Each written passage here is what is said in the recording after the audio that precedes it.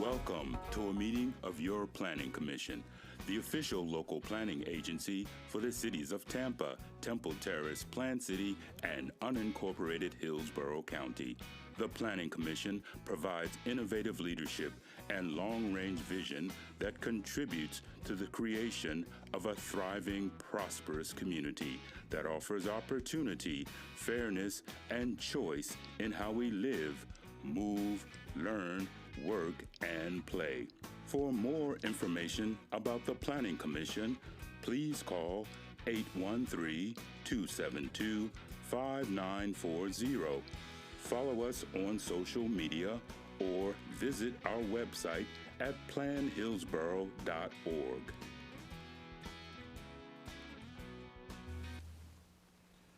Welcome to the October 10th, 2022 public hearings of the Planning Commission on Hillsborough County Comprehensive Plan Amendments. We thank you for attending this meeting. Your comments and participation are encouraged.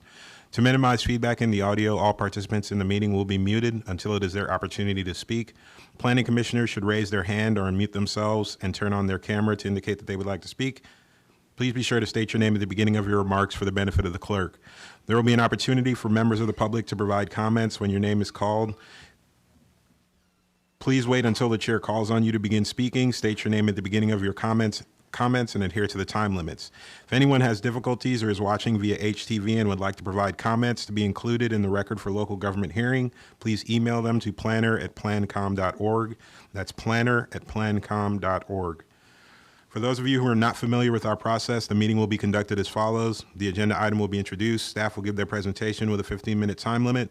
The applicant will be given the opportunity to make a presentation with a 15-minute time limit. Following presentations, members of the public may address the Planning Commission when recognized by the chairman. Public comment will be heard for 3 minutes per person. The applicant will be afforded a 3-minute period for rebuttal or response. Planning commissioners will then ask questions. Public comment will be closed. Then upon a motion, a second, and discussion, a vote will be taken. With that, I'd like to ask the clerk to please go ahead and call roll.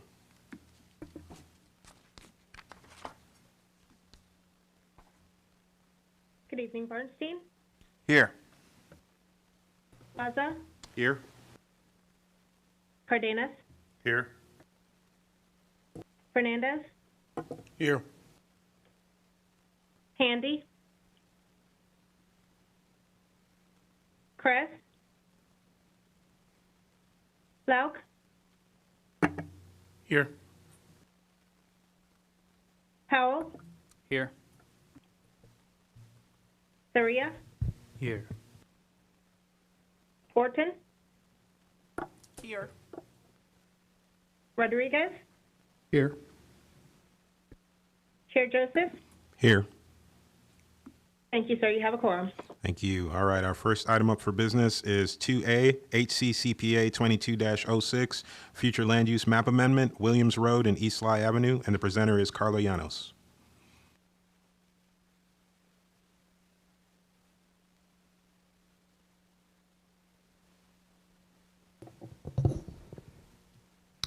Good afternoon, Karla Llanos with Planning Commission staff. This is a privately initiated small-scale comprehensive plan amendment, 22-06 Williams Road and Sligh Avenue in the unincorporated Hillsborough County. The project is approximately 10.03 acres in the rural service area. It's also in the Llanos community plan. This plan amendment was originally part of the January cycle. However, the applicant since then has revised their request twice and is now part of the July 2022 cycle. This plan amendment is located in the middle of this cycle. The property is located at 7100 Williams Road in Seffner. It's east of Interstate 75 and Williams Road, north of Interstate 4, Circle South Road, and Sligh Avenue East. The applicant is currently requesting a comprehensive plan amendment, map amendment from Residential 1 to Residential 2.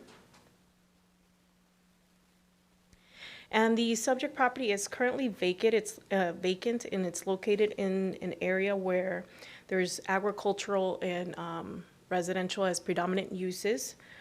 So this is in a rural area. There are a few other uses nearby. There are 2 churches and 2 schools and a cemetery. The Tampa Executive Airport is located to the west of the Interstate 75, as you can see on the map. and that's approximately half a mile away. More intense uses are found along County Road 579.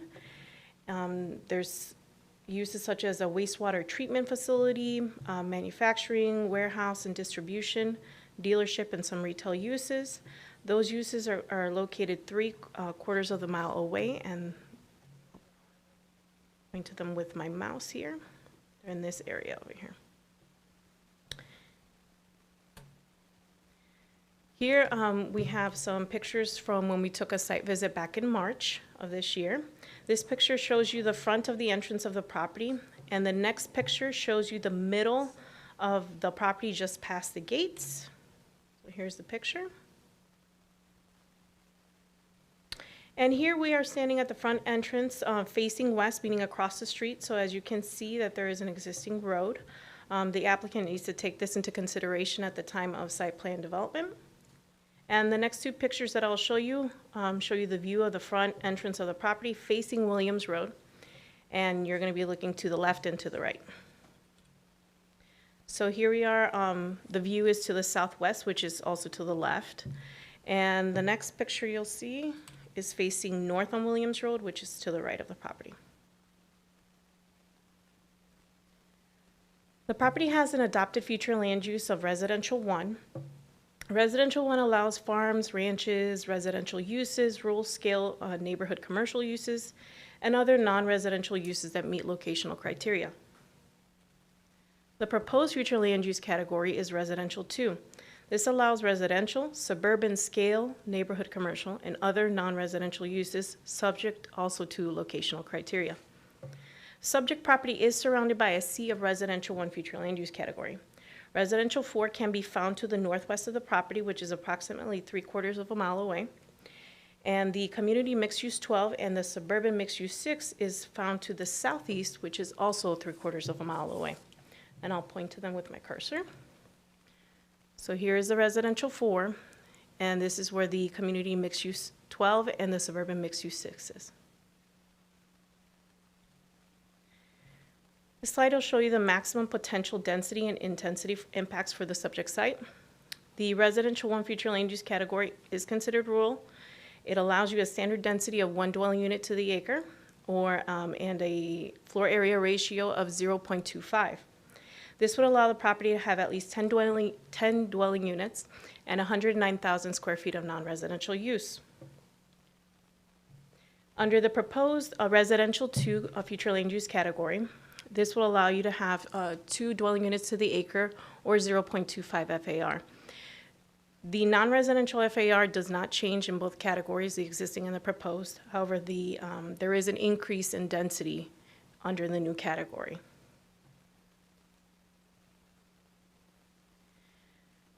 So I'm going to make a quick statement. So for the general public's knowledge, if you hear me using the acronym RES2, this automatically means it's Residential Suburban Future Land Use category, which is the category that the applicant is proposing. If you hear me use the acronym FLU, that means Future Land Use Element, which is a chapter and element of the comprehensive plan. So just to clarify that. Staff has reviewed the request for consistency with the comprehensive plan and has found the request inconsistent with the FLU policies and the Llanos community plan. The subject site is not consistent with the rural service area, which is an area planned to remain in long-term agriculture or large lot residential development. The proposed Residential 2 category increases the residential density, which is not compatible with the intent of the rural service area. Increases in residential density can set precedent for future amendments and rezoning to proliferate the rural area with an urban setting. The proposed Res 2 future land use category is not consistent with the neighborhood community development and community design component FLU policies. Surrounding the property is mostly agriculture and single-family uses. To the north, northwest, northeast, west, and east is agricultural uses on large lots. To the south is single-family on residential lots, approximately about 1.5 acres in size. To the southeast are public and quasi-public institutions, one of which is a neighborhood school that I had mentioned earlier, and a church. The proposed residential 2 flu category would allow for up to 2 dwelling units an acre, which is not compatible with the lot sizes in that area. The proposed residential 2 is not consistent with the Thona-Tasassa Community Plan. The Thona-Tasassa Comprehensive Plan Strategies encourages the protection of the area's rural character to promote agricultural and the establishment of open space, green space, low density, and to promote a rural residential lifestyle. Planning Commission staff recommends that Hccpa 22-6 be found inconsistent with the goals, objectives, and policies of the unincorporated Hillsborough County Comprehensive Plan. And I will gladly answer any questions you may have. Thank you. Did the applicant have a presentation?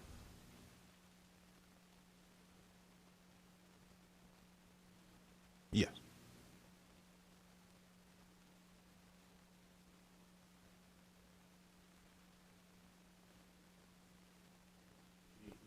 Oop, turn your mic on. Good evening, Commissioners. Ryan Manassi with Johnson Pope, 401 East Jackson Street, Tampa, Florida, Suite 3100, Tampa 33602. As Karla explained, this request is for the future land use designation change from our Res 1 to Res 2. Originally, the request was through the system as at LI and then to the R4, the Res 4, and then subsequently to this R2 request that's before you. Through those changes, we felt that it was more compatible to bring forward that Res 2 in the area, so that way it's more appropriate. The comprehensive plan states compatibility does not mean the same as, rather it refers to the sensitivity of the development proposals and maintaining the character of the existing development. Also, I just want to point out that this request to change the land use category does not set precedent. Any property requesting a change in future land use must be applied for and stand on its own merits and unique circumstances and go through the review process just as we are doing tonight.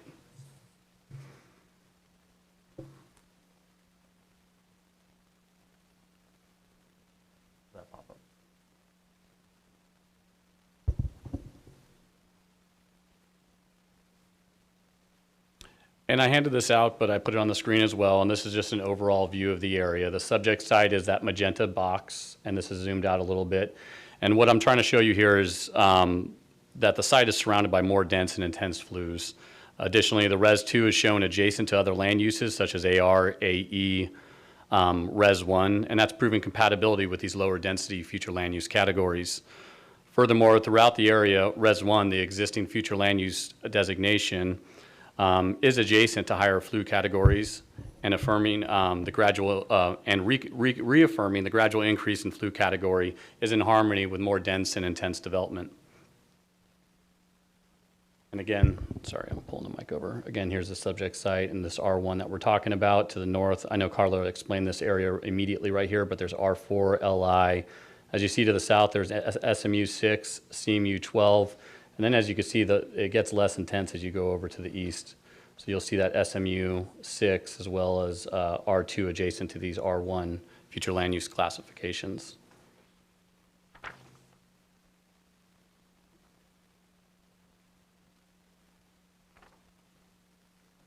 So some of the objectives that I wanted to point out, and I gave you a packet full of, it's 2 pages of objectives and policies that we believe meet the criteria for our request. But a couple I wanted to point out were Objective 12-1, where new development should recognize the existing community and be designed in a way that is compatible with the established character of the surrounding neighborhood. This would all be met through the Land Development Code. Policy 12-1.4, compatibility may be achieved through the utilization of site design techniques. These techniques would include buffering, screening, et cetera, to scale down and be compatible with that surrounding neighborhood. And then policy 16.2, the gradual transition of intensities between different land uses shall be provided for as new development is proposed and approved through the use of professional site planning, buffering, screening techniques, and control of specific land uses. Again, we feel that this is a gradual increase in density and intensity for the area, and sorry, that's not the best on screen. What's on screen is showing the agricultural rural and then the agricultural estate and then the Res 1 and Res 2. One thing I wanted to point out was As many know, it's obviously the one dwelling unit per 5 acres for ag rural, and then ag estate is one for every 2.5 acres. Res 1 is one for every acre. Res 2, we're asking for that 2 dwelling units per acre. But one thing to point out is that 0.25 FAR through the board with these future land use designations. That's where we feel that it is compatible with this area. The staff report states that the Res 2 category is intended for areas with suburban scale residential development requiring limited level of urban services. These areas are developed with lots large enough to safely accommodate private wells and septic tanks, or a combination of septic tanks and public water.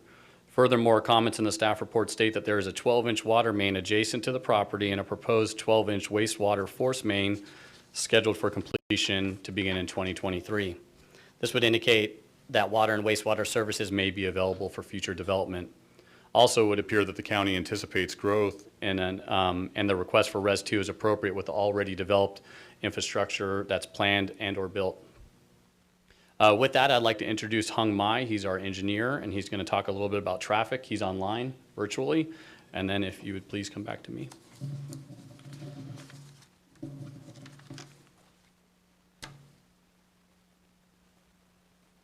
Hung Mai, if you're there, you can unmute your microphone. We can't hear you yet. Yeah, can you hear me? Yes, we can. Go ahead, sir. Mr. Chairman, member of the board, my name is Hung Mai. The address is 14031 North Delmebri, Tampa 33618. I am a civil engineer and also doing the traffic for this particular complaint amendment. The existing land use, as you know, allow for 10 units to the project, so that generates about 99 trips, and the total peak AM is 8, and then the PM peak is 11. The proposed land use change to 20 units to the acre, 20 units for the total project, that generates 198 trips. The total peak on the AM is 15 and the PM is 23. The difference is 99 trips, and the total peak AM is increase only 7 and the PM only increase 12. The proposed will not generate any ton land on William Road. In accordance with the LDC section 6.0404D1, if more than 20 left-hand vehicle per hour for the two-lane arterial or collector roadway, then the left-hand lane are warranted. The conclusion is that we have only 2 left-hand vehicle per hour, and per LDC section 601-60404D2, and the right-hand lane is not warranted either. Only 2 right-hand lane per vehicle per hour. So therefore, the traffic is not impact William Road. And like Mr. Massey, said, the utility right now is available water. And based on the land development code, if the property in the rural area, the code, allow for a single connection to provide the water, which means you can get, the septic for this time being. However, the county planning to have the enforcement there in the future, they can hook up, into the sewer system. So in other words, we can have the water, hook up if the land use is approved. And then, we intend to go through the PD also. That would allow the staff have the condition approval so that we can have water, because I think the staff, forgot to mention across 75, there is a big development there. And that is the Moto Enclave, which is a massive development in the area. And if I remember correctly, several years ago, we got the ULI study, and the area was recommended by the ULI, for future development. So with that, I thank you for your time, and thank you for allowing me to speak. Thank you, Hung. Ryan Manassi again for the record. Just a couple points to put on the record too. The land to the north and west are landfills. Additionally, other than the pig farm to the north, there's no other agricultural along Williams. And then, these large lots were because of lack of infrastructure. That's obviously changed, especially in light of these new reviews showing that, one, there is infrastructure built and proposed. So with that, we'd respectfully request your support and approval, and we'd be available for any questions, and I'd retain any additional time for rebuttal. Thank you. All right, thank you. I am going to go through, because I've got a haphazard list of all kinds of names here, so give me a second here. I'm going to run through these here in person. I have a Tim Plate. Nope, okay, not for this one. Mark Bentley? Nope. Oh, no, you're signed up not to speak anyway. Ryan Manassi is you. I'm sure that's not. All right. Tom Waslewski? Did you want to speak? No? All right. That's all we had in person. Or should I say Chris Hatton, too? Christopher Hatton? Not on this one. Next one? Okay. Yeah, I'm going to that. I'm going to the online ones now. All right, we have Hung Mai, who is one of the presenters, so that's a no, I'm presuming. And then we have apparently 3 people who might actually want to speak. And we will start with Marie Harrington, if she is on the line.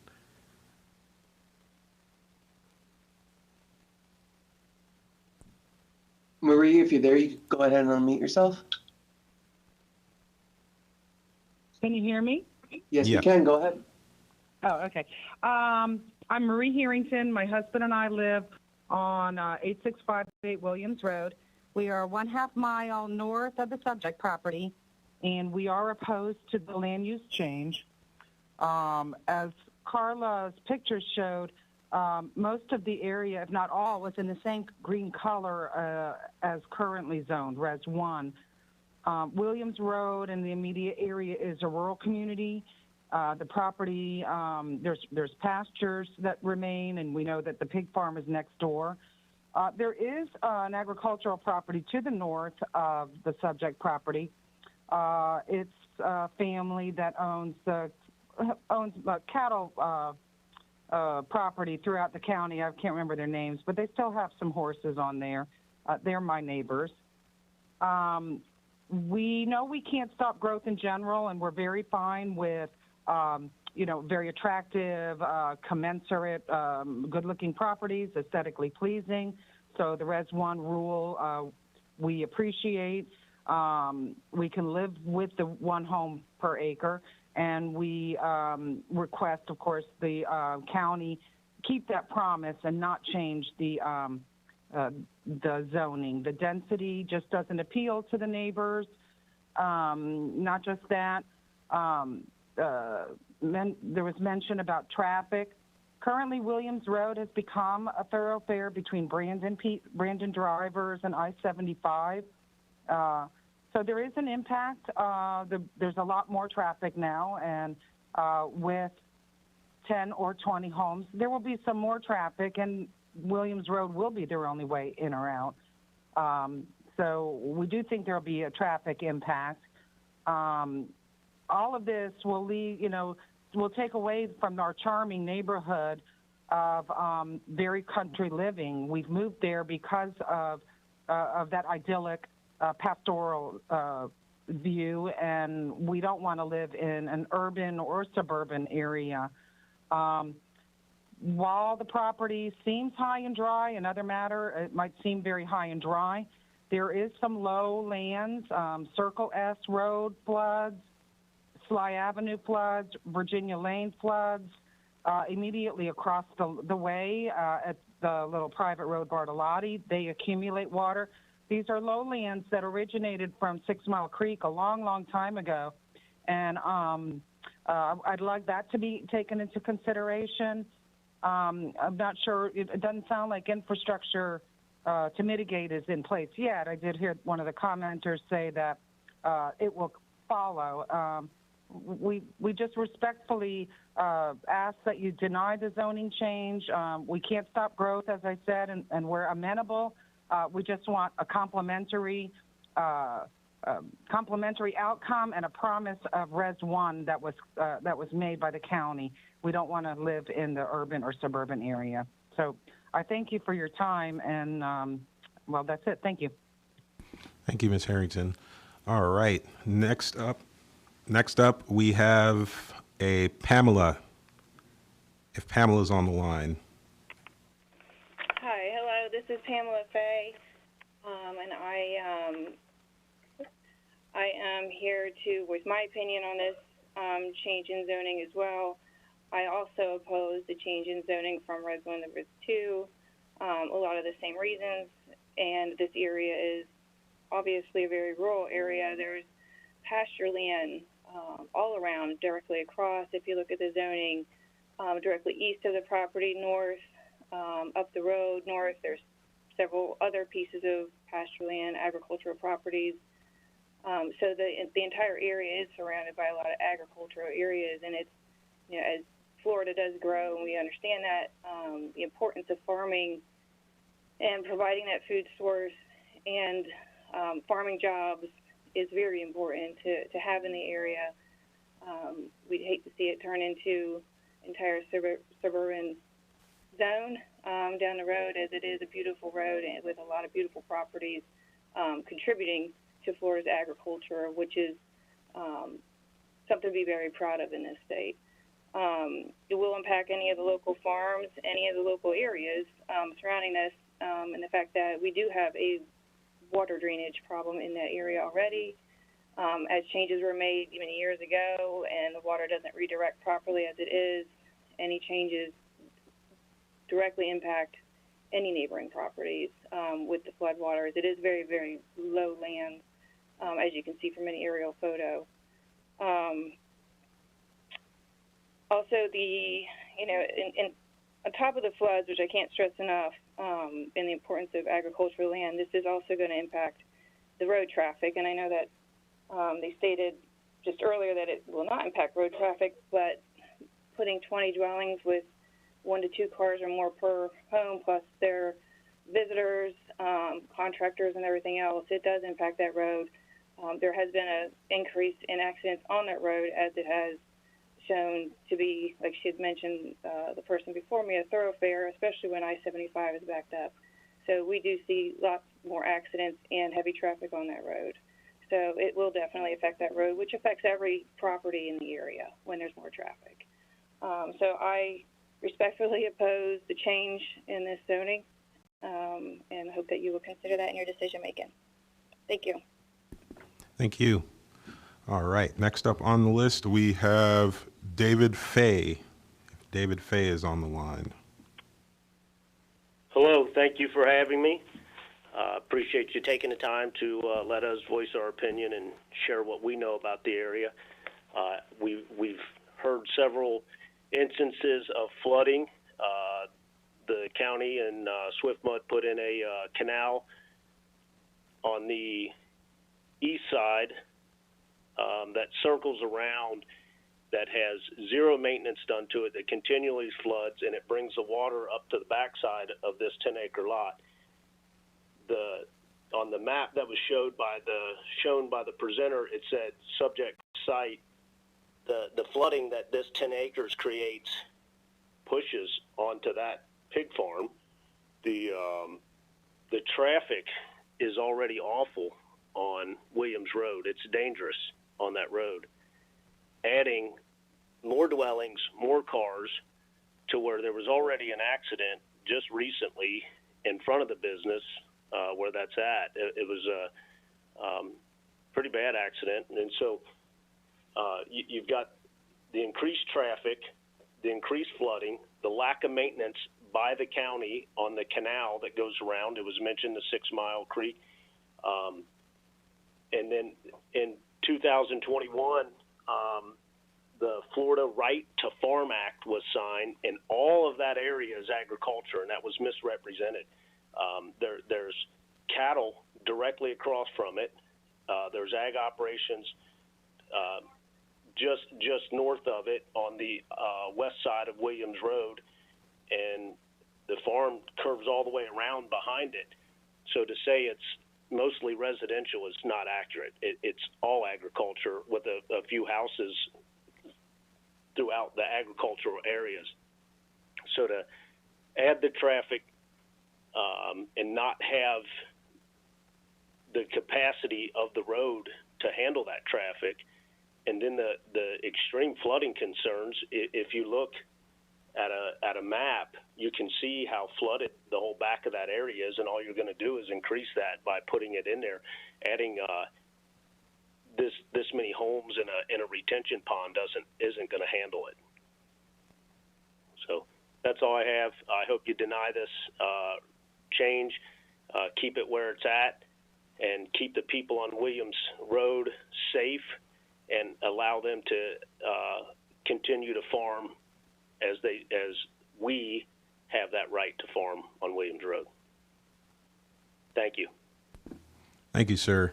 All right, that was all we had sign up for this item for the public comment. So with that, I will turn it back over to the applicant for a response. 3 minutes. Thank you, Chair. Ryan Manassi, Johnson Pope again. Just to address a few things, and then I'm going to have the owner come up and speak about the geographics. Flooding would be looked at during time of permitting and through the land development code and meet all requirements. Additionally, I'd like to point out again that the 0.25 FAR is the same FAR for the existing future land use. This is an increase of 10 additional dwelling units that we're talking about. It would still have to go through a PD for all development requirements and meet those requirements. Lowlands was discussed by one of the opposition, and that would also be addressed through the review. Again, R1 to R2 is almost the most gradual you can go from the existing to the next density category. And you've heard from our traffic engineer to Hung Mai about the traffic impacts on the property. So with that, I'll save the time for the owner. Tom, would you like to speak about the geographics? Thank you for the opportunity. I just would like to clarify what really Williams Road is like. I know none of you have maybe been out there, but I've been traveling that road for 30 years to work. From Harney Road, which is one of the roads just to the north of this property, maybe a mile and a half, to State Road 92, okay? At Harney Road, presently on the northeast corner is a large home development, 50 to maybe 85 homes. Across the street from it is the Hillsborough County school bus maintenance yard with probably hundreds of buses that enter that yard every day, leaving to pick the kids up and bringing them back. Across the street from the school bus yard, we have two very large, recently built distribution centers. I would estimate each one's 100,000 square feet each, which have semi-trucks. They have their own entrance, very well maintained. They have their own entrance to come and go. They're still looking for people to lease it, but it will get busier. To the south of those two large, I'll call them distribution centers for now, is a manufacturing company. And they have probably 50, 60 cars now parked on their property. They probably have quite a few semi-trucks that enter and leave the highway each day. Approximately across the street from it was approved I believe it's an apartment complex. It's under construction right now. It's around a large retention pond that was created when they built I-4 and I-75. It's a gigantic low lake, and they're building around it. And that was approved, and it's under construction as we speak. As we move about a half a mile further to the south, because I started at the north and we're moving to the south, On the west side of the road, there are two at least 10,000 square foot each steel buildings, maintenance buildings. What we have been able to ascertain is these buildings were approved by the Hillsborough County because the people who operate it use it as a facility to take care of other agricultural properties in other counties and Hillsborough County. So these are two large, and I mean they're large buildings. We're not talking about something small, they're at least 20 feet tall, okay? Then across the street from it is the first landfill. That landfill, I was still driving that road when it was open, but it closed, I think, 15, maybe 20 years ago. As you proceed now another half mile and get to the property under question that we're discussing today, okay, the landfill is, I think it's called Bertolodi Road, but there's the landfill on the west side of the road, almost opposite the property we're discussing tonight, okay? Then it's really only a quarter mile. Mr. Wasilewski? Yes. Could you wrap up your comments? I sure will. I want to just give you a better visual and idea of what's going on in Williams Road right now. And by the way, any accident that's taken place from our piece of property, I just want to let you know that we were in the right of way and there was nothing, going on that was nefarious, and it's being handled, by the Hillsborough County. And I just want to point out to you, you need to have a clear picture that Williams Road was just milled and repaved because it's becoming an important north-south roadway for Hillsborough County traffic from the two roads I gave you, Harney and US 92. Thank you very much. Thank you. All right. Now I will turn it over to the commissioners for comments and discussions on this item. Questions? Yes, Commissioner Orton. I just wanted to make a little notation here. We were told that the two pink land uses, let me see, I want to make sure I get them correct. The suburban mixed use and the community mixed use were nearby, but just a notification, there is wetlands between those two, to the south and to the east. And then there's Interstate 75 to the west, which also has wetlands. And it seems like it protects that property that is agricultural. So I think there is plenty of separation to show that that property should remain as agricultural in that area. Thank you, Commissioner Orton. Are there any more comments or questions? Yes, Commissioner Buzza. I'm generally in favor of infill development, but this ain't it. I'm sorry to say. This is, if you look to the north of the property of the where the school is, KB Homes, MI Homes, DR Horton, they've all moved north of that. It's surrounding the school. To the south, you have significant wetlands. It's all in a flood zone, or a good portion is a flood zone. And the entire neighborhood south is rural. I cannot support an R2 on this. Thank you, Commissioner Buzza. You look like you had something to say, Ms. Ornita? I did just want to clarify that since this is outside the urban service area, which some of that land at the intersection of I-4 and 579, particularly on the south side, that is the community mixed use 12, is in the urban service area. But because this is in the rural area, it would not necessarily be able to connect to water. That was something that was mentioned by someone from the applicant team, and the One Water element talks about connections to existing water and wastewater systems being on a very limited basis, and so long as the connections do not foster a development pattern that's in conflict with other plan policies. So they might be allowed for one single connection, but to connect an entire development, that might not be able to occur. So I just wanted to clarify that it's not quite as simple because it's in the rural area. Thank you. I saw Commissioner Bernstein moving. Did you still have some?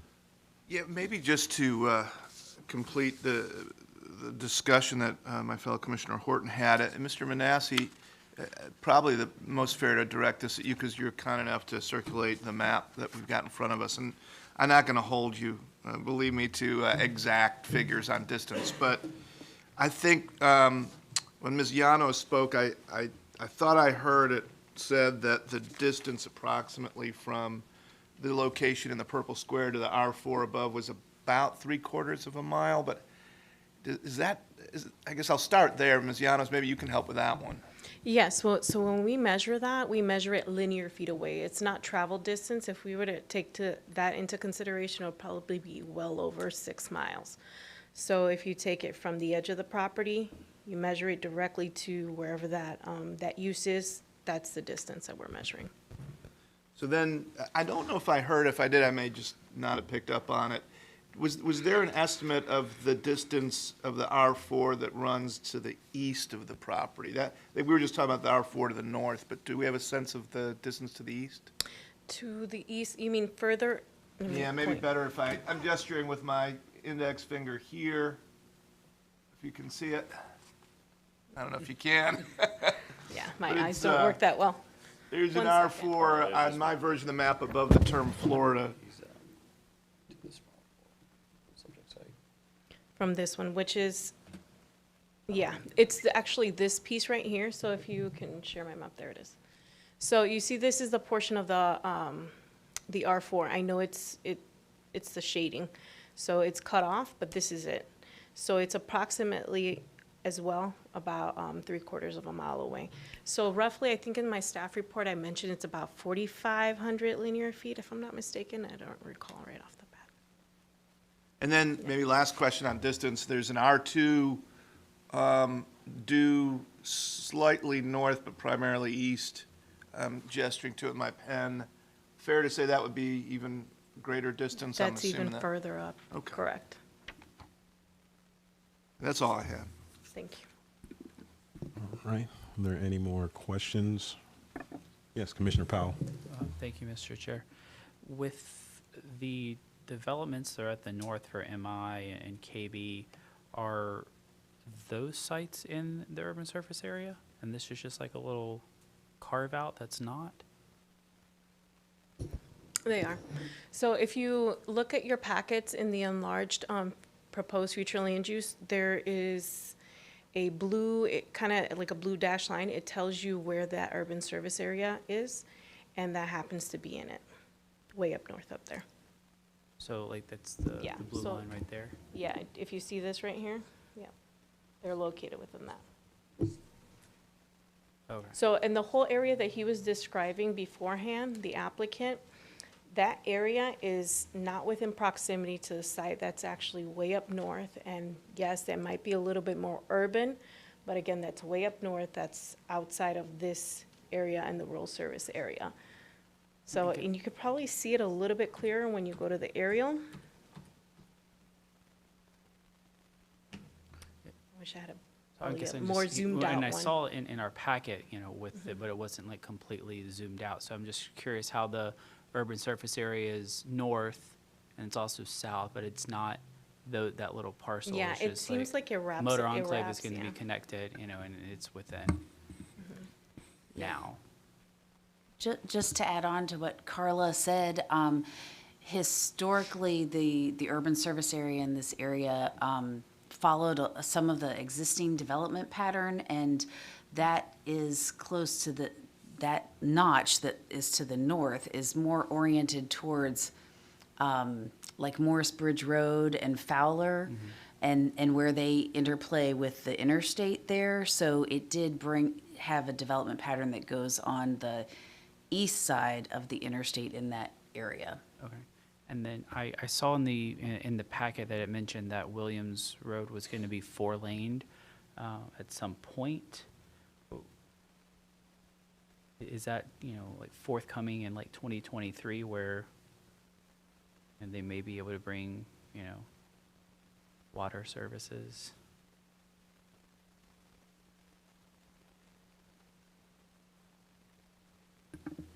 If you give me a minute, I'll look for it in the packet. Or maybe Ryan knows the answer.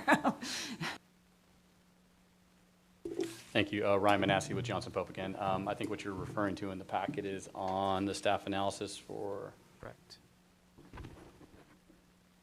Screen if you can see that. So it does discuss the CIP project, and then it does talk about the 4-lane road. A 4-lane rural cross-section requires 110-foot. Additionally, just FYI on the water and wastewater, that's directly from the staff report as well, talking about it providing service, one being built, one being proposed for the 2023. So that's in your packets as well. So just the reference there to the 4-lane road is in the corridor preservation plan. That is not something that necessarily has funding for that project to occur. It just requires them to set aside the right-of-way so that at the time that it is built, there's not something in the way of it. I'm not seeing anything in the staff comments from the county that indicates that there's a project to widen Williams Road at this time. Okay, all right. I mean, I kind of understand why the applicant would want to increase the density here, but, oh man, all right, let's reserve comments. Thank you, Commissioner Powell. Are there any more questions or discussions of this item from the commissioners? I'm not seeing any lights or activity at this time. I will then go on ahead and close public comment on this item and open it up to the commissioners for motions.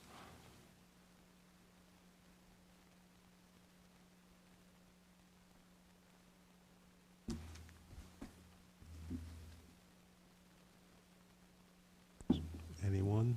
Sorry. Commissioner Buzzo. I was trying to find this for the lengthy recommendation requirement. I'd like to find that we find this item inconsistent with the future of the Hillsborough County Comprehensive Plan for unincorporated Hillsborough County and for this recommendation to the Hillsborough County Board of County Commissioners. All right, I have a motion for inconsistency finding by Commissioner Buzza. Is there a second to that motion? Second that motion. Commissioner Cardenas, yes. Have a motion for inconsistency finding by Commissioner Buzza, a second to that motion by Commissioner Cardenas. Is there any more comments or discussion from the commissioners on this item? Not seeing any at this time, I'll ask the clerk to go ahead and do a roll call vote. Bernstein? Yes. Buzza? Yes. Cardenas?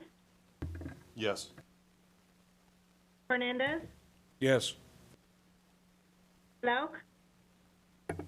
Yes. Powell? Yes. Soria? Yes. Chair Joseph? Yes. Thank you. Motion carried 8-0. Thank you. All right.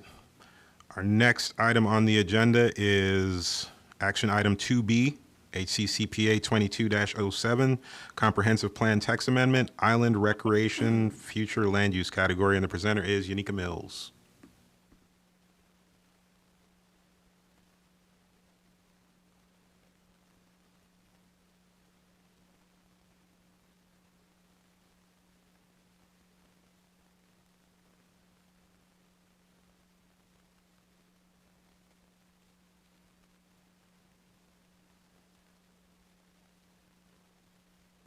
Good evening, Commissioners. Yeneka Mills, Planning Commission staff.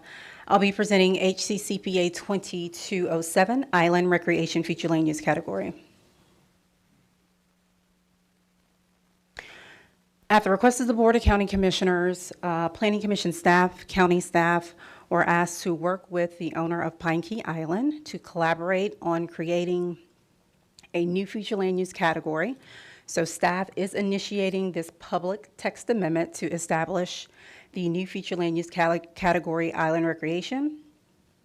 This category may be used to designate any privately owned island, including Pine Key Island, with a suitable future land use category that would fit the intended uses and unique characteristics of the site. As a side note, the privately initiated map amendment that was moving forward concurrently with this text amendment has since been withdrawn by the applicant and will have to come back at a later date to process a plan amendment to be considered for this future land use text amendment, future land use designation, excuse me.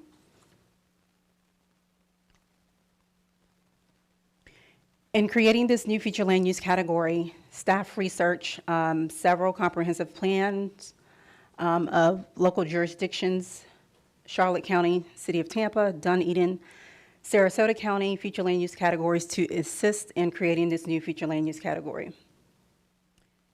Future land use plan category descriptions are adopted within the future land use element or are broken into 4 sections. Those include the residential gross density, typical uses, maximum floor area ratio or square feet, and the specific intent of the category. As for residential gross density, no residential will be permitted on the site with the exception of a caretaker facility. As for typical uses within the proposed future land use category, they include outdoor passive recreation, open space, public beach, water access. Limited special events will also can also be considered, temporary vendors, as well as enclosed storage related to the upkeep of the island.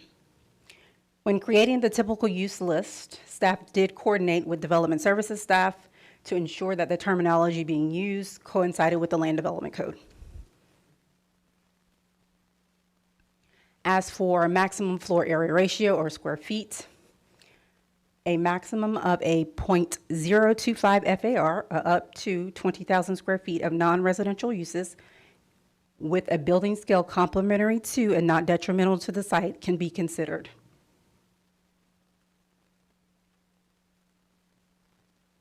As for the specific intent of the category, the specific intent of the island recreation future land use category is to designate islands that will allow limited development of recreational uses that are not detrimental to the site due to the environmental features of the site. Additionally, accessory uses such as restrooms, picnic areas can also be considered.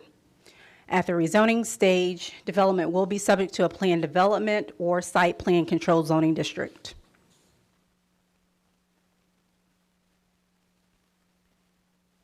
Also within the specific intent of this category, this future land use category is not intended to designate islands that are acquired through the Environmental Lands and Acquisition Program or any state or federal or nonprofit agency. Additionally, it is not the intent of Hillsborough County to provide islands with public services or infrastructure such as sewer, potable water, or fire services.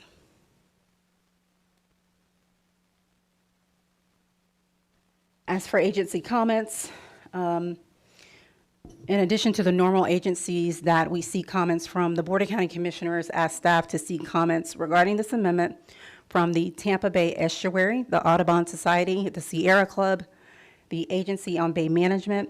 Staff requested these comments. Staff requested comments with only receiving a comment back from the Tampa Bay Estuary, which stated that they would not submit formal comments at this time.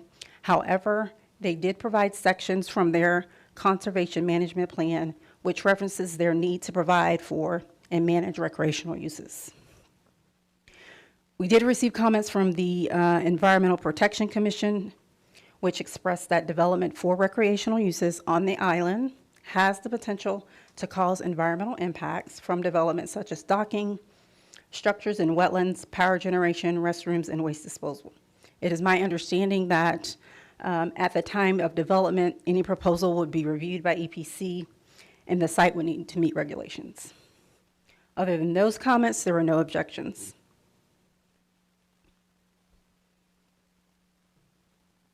Planning Commission staff reviewed the comprehensive plan and found that the creation of the island recreation future land use category would be consistent with the following adopted policy guidance within the comprehensive plan.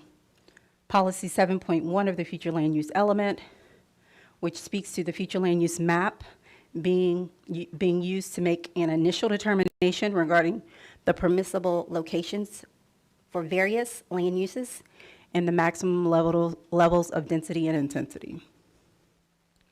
Policy 10.9, which speaks to the land use suitability and implementing and reviewing and taking measures to restrict and eliminate inappropriate and unsafe development within the coastal high hazard area. And policy 10.12, which speaks to staff considering the impact of new development on evacuation and shelter space. The plan amendment proposal is also consistent with policy direction within the private property rights element, policy 1.2, which speaks to Hillsborough County considering in its decision-making the right of a property owner to use, maintain, develop, and improve his or her property for personal use or for the use of any other person, subject to law and ordinances.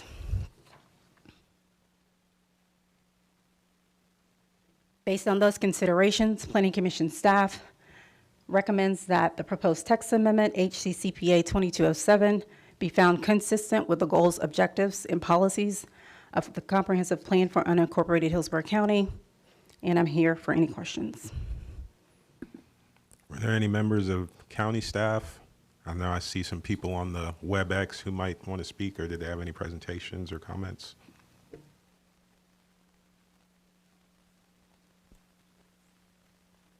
Okay.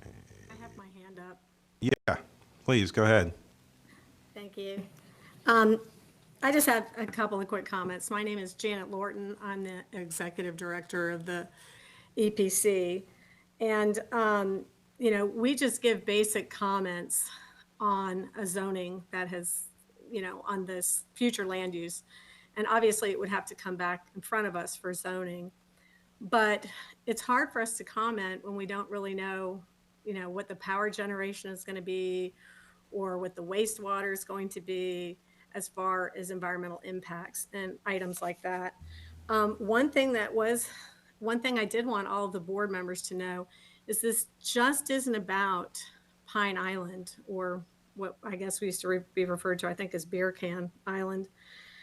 The category may be used to designate any privately owned island, including Pine Key Island, with a suitable future land use category that would fit the intended uses and unique characteristics of the site. And so really, you have several other spoil islands and larger sites in very pristine seagrass areas. And so now you're creating, and this is just for me to put out there, obviously you're the policymakers and the board of county commissioners would be the policymakers, but this is not just for this one island. And it's very hard for us to say we have objections when we don't really know what they're going to build out there. That was one thing. And a 20,000 square foot building, obviously there's going to be some sort of septic wastewater generation. And obviously we just went through Ian. So we see what happens to barrier islands. And now we're, and this is a pretty pristine one surrounded by water way, way out there, not like right next to land. And how would you get people out there to, how quickly could people respond if there were contamination, if, there were power generation issues, fuel issues in the water, all of those things. So I just want to say that, just kind of to you guys on the record as a policy, we provided comments to say we have concerns, but obviously depending, on the island, there could be environmental impacts in the future.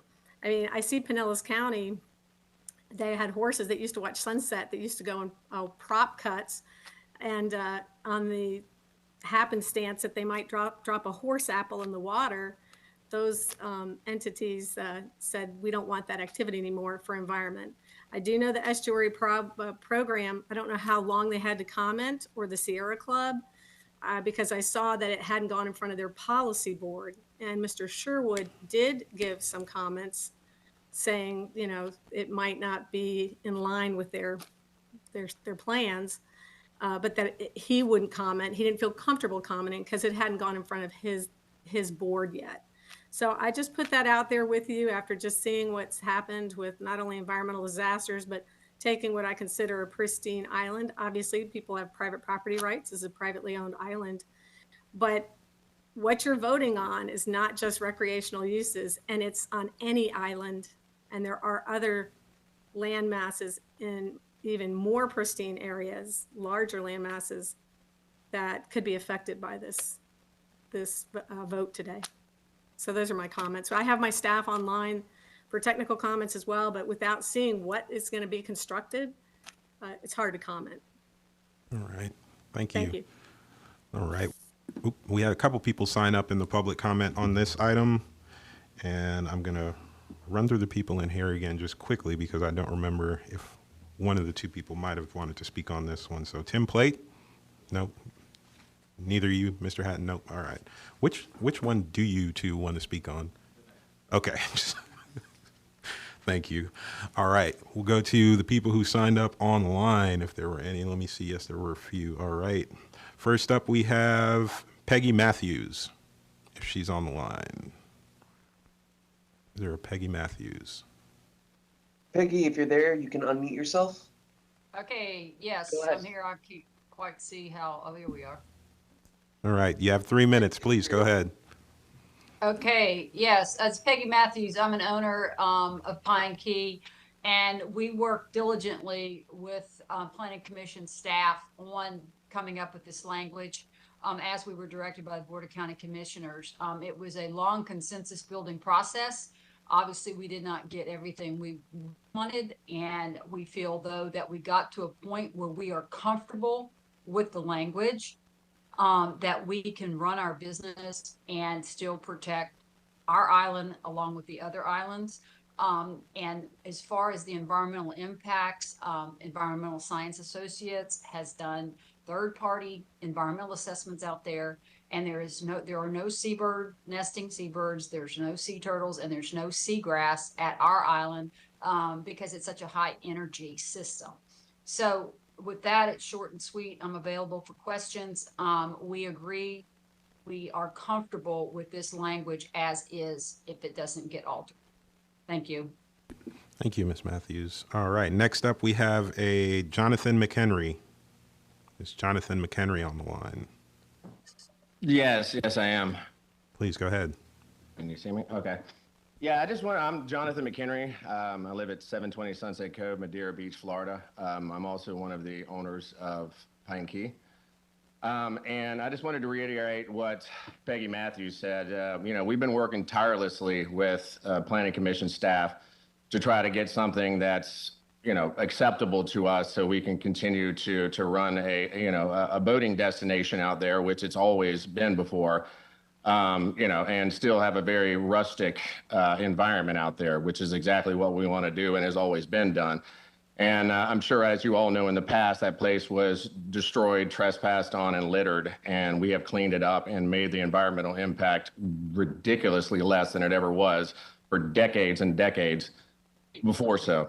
So this for us is really a compromise. But we are at least comfortable with the language, so we can continue to provide a great boating destination and something that Tampa Bay can be happy and excited about. And by the way, I'm out there all the time, and I get people coming up from up north that have heard about the island that want to come down. So it's actually adding tourist dollars into Tampa Bay's economy. So that's all I have. Thank you. Thank you, sir. All right, next up on the list, and last but not least, we have Coleman Weaver. Is Coleman Weaver on the line? Yeah, I'm here. Can you guys hear me? Yes, please, go ahead. Yeah, I guess the only thing I'd maybe add to what was already said is that I think there was some concern about the future impact of maybe what could potentially go on with zoning this. And I don't think there's any additional impact to what would happen on this island because it's been used as a boating destinations and, hundreds of people come there every week. So I don't think it's going to be a bigger impact to the actual island with more people coming or anything because there's only so much parking around the island and that kind of stuff. So I think my other business partner said it pretty well. All right, thank you for those comments. And that was all we had sign up for the public comments. I don't know if you wanted to do a response. Yay? No? Okay. All right. We'll turn it over to the commissioners then for questions or comments, discussions on this item. Yes, Commissioner Soria. I had a question for the staff regarding the typical usage, limited special events and temporary vendors. Would there be a limitation based on the size of the island, how many people can be there at a given time? I do believe through the rezoning, with the plan development, at that time of development, going through the rezoning, we are allowed to put limits on such things as operating hours, the exact uses, things of that nature. Okay, and one more question. Since it is an island and a lot of activities are happening, is that something we have to get comments from the emergency department as well for rescues or anything like a medical event happens in this case? Or we did get comments from EPC, but is emergency department something, because it's unusual because we don't have road connectivity in this scenario. So how would that, like, let's say we have a event going on with 1,000 people, something happens, how is that something we have to run by them as well, and to get the zoning certification? Yes, at the time of the zoning, and there's more specifics about exactly what uses will be going on, I think there will be much more robust comments from the sheriff's office, fire rescue, folks of that nature. As Ms. Lorton alluded to, the category is a little bit broad and makes it a little bit difficult to know exactly what of the choices of uses and how much are they going to ultimately end up doing. We set some limits about what we felt we were comfortable with, kind of being the big parameters around it. And then first of all, each individual island will have to come in and ask for a plan amendment. And that if they want to choose island recreation, this will now be an option for them. And then they will have to also come in and do their zoning and get those more detailed specifics of how it's going to operate and things of that nature. Thank you. Sure. Good question. Yes, Commissioner Buzza. Just to bounce off that, the EPC would be involved in the zoning process as well, correct? So that Absolutely. Some of their fears? Yes. Thank you. Commissioner Bernstein. Just so maybe I understand the picture then, because this initially came before us, if I recall it right, as a privately initiated amendment, and then if I understand it right, the county commission has directed staff to come up with this future land use amendment, which was crafted at least in part based on the facts in front of us with this Pine Key Island application. So that's all to ask this question. I mean, I've never tried to count how many public and privately owned islands are within the county, but I imagine depending on how you define island, it's probably a large number. So those islands, as we sit here, if I understand you right, Ms. Zornita, aren't going to be tagged with this designation. They have to apply for it. But I guess the question I would ask you, Ms. Mills, just based on your review of this, are you comfortable, and is staff generally comfortable, that should one or more of those public or private islands apply for it, this future land use is broad enough to capture the unique idiosyncrasies of these islands? Because I imagine if there are 100 islands surrounding us, every one of them would be somewhat unique. And that's my only concern with this, I guess. There were aspects of it that came up during Ms. Horton's discussion, and that is, are we comfortable that we're crafting a future land use that is flexible enough to take all those idiosyncrasies into account? I think we did in fact make the language within the proposed future land use flexible enough as well as broad enough to cover any island that is without a future land use currently that would come in later to be considered for the island recreation future land use. I would just add that there is language in the category that if the property was purchased through ELAP or a state program, then this is not the category for it. It should be to natural preservation. And there are some islands that are already under that designation. There also, quite frankly, is like an island in the Alafaya River that's suburban mixed use 6. So there are some things that, that maybe need to be cleaned up on the map. There are only a few that don't have a land use category. So now we have something that's an option for them. But they could choose like the applicant originally did. They originally asked for public, quasi-public. They could also ask for natural preservation. All of those, they can ask for it, doesn't mean they ultimately get it. Commissioner Fernandez. Yeah, I just wanted to bring up, from my quick count, I only count 4 islands in Tampa Bay, or at least with parcel identifications. Pine Key, a Tampa Port Authority. They actually have a few larger ones, but there's a historic site on the Tampa Port Authority, Fantasy Island, and then 2 owned by Mosaic, which are spoil piles. Am I about right in the ballpark of those are our islands that are privately owned? You are in the ballpark. Okay. You are in fact in the ballpark. Okay. Within the same area. Yeah. This is where I found the most of the islands without a future land use currently, so. Okay, thank you. I'm just curious because I don't think we have as many islands as we think in Hillsborough County. Is Egmont Key considered an island? I know it's in the county, and it's publicly owned. I'm just curious. Would any part of that be subject?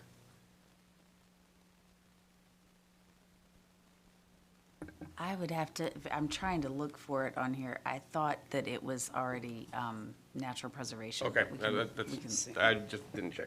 Thank you. Right.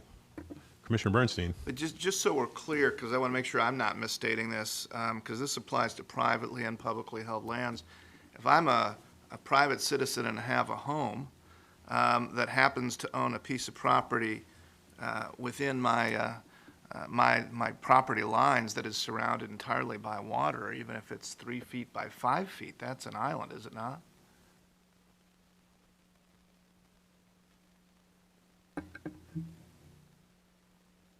I guess so. I mean, I know it probably is an absurd point to make, but I only bring it up because, there's nothing as we sit here and we vote to approve this that at least precludes somebody from applying for a future land use category that fits this for an island that's no more than a 9-foot circumference. I don't know if we should care, but I think it's worth noting.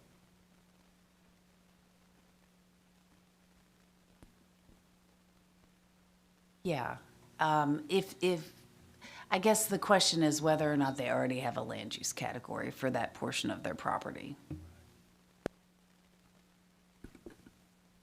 All right. Are there any more questions or interesting tidbits for discussions from the commissioners? All right. Going once, not seeing any at this time. Oh, yes, Commissioner Soria. I had one more question. On the land use category, it says no residential is permitted, but typical uses would include camping. So residential and camping, like you can still have a camping cabin, or that would be disregarded? I would say camping is allowed, but I'm not sure like a cabin would be allowed. But again, at the rezoning stage, we would have to, it has to go through regulations for the land development code. I'm not sure all of what's considered in camping as per the land development code. Understood. Thank All you. right. Are there any more questions or comments? No, I'm not seeing any more lights. Going once, going twice. I'm going to close the public comment on this item and open it up to motions. Commissioner Powell. Thank you, Mr. Chair. I'd like to make a motion that we find Hccpa 22-07 that creates the Island Recreation future land use category within Appendix A of the future land use element consistent, and forward this recommendation to the Board of County Commissioners. Commissioner Buzza. Second, please. All right, we have a motion of consistency finding by Commissioner Powell, a second to that motion by Commissioner Buzza. Are there any more comments? Commissioners, not seeing any at this time, I'll ask the clerk to go ahead and do a roll call vote on this item. Bernstein, Yes. Buzza, Yes. Cardenas, Yes. Fernandez, Yes. Lauk, Yes. Powell, Yes. Faria, Yes. Chair Joseph. Yes. Thank you. Motion carried 8-0. Thank you. All right.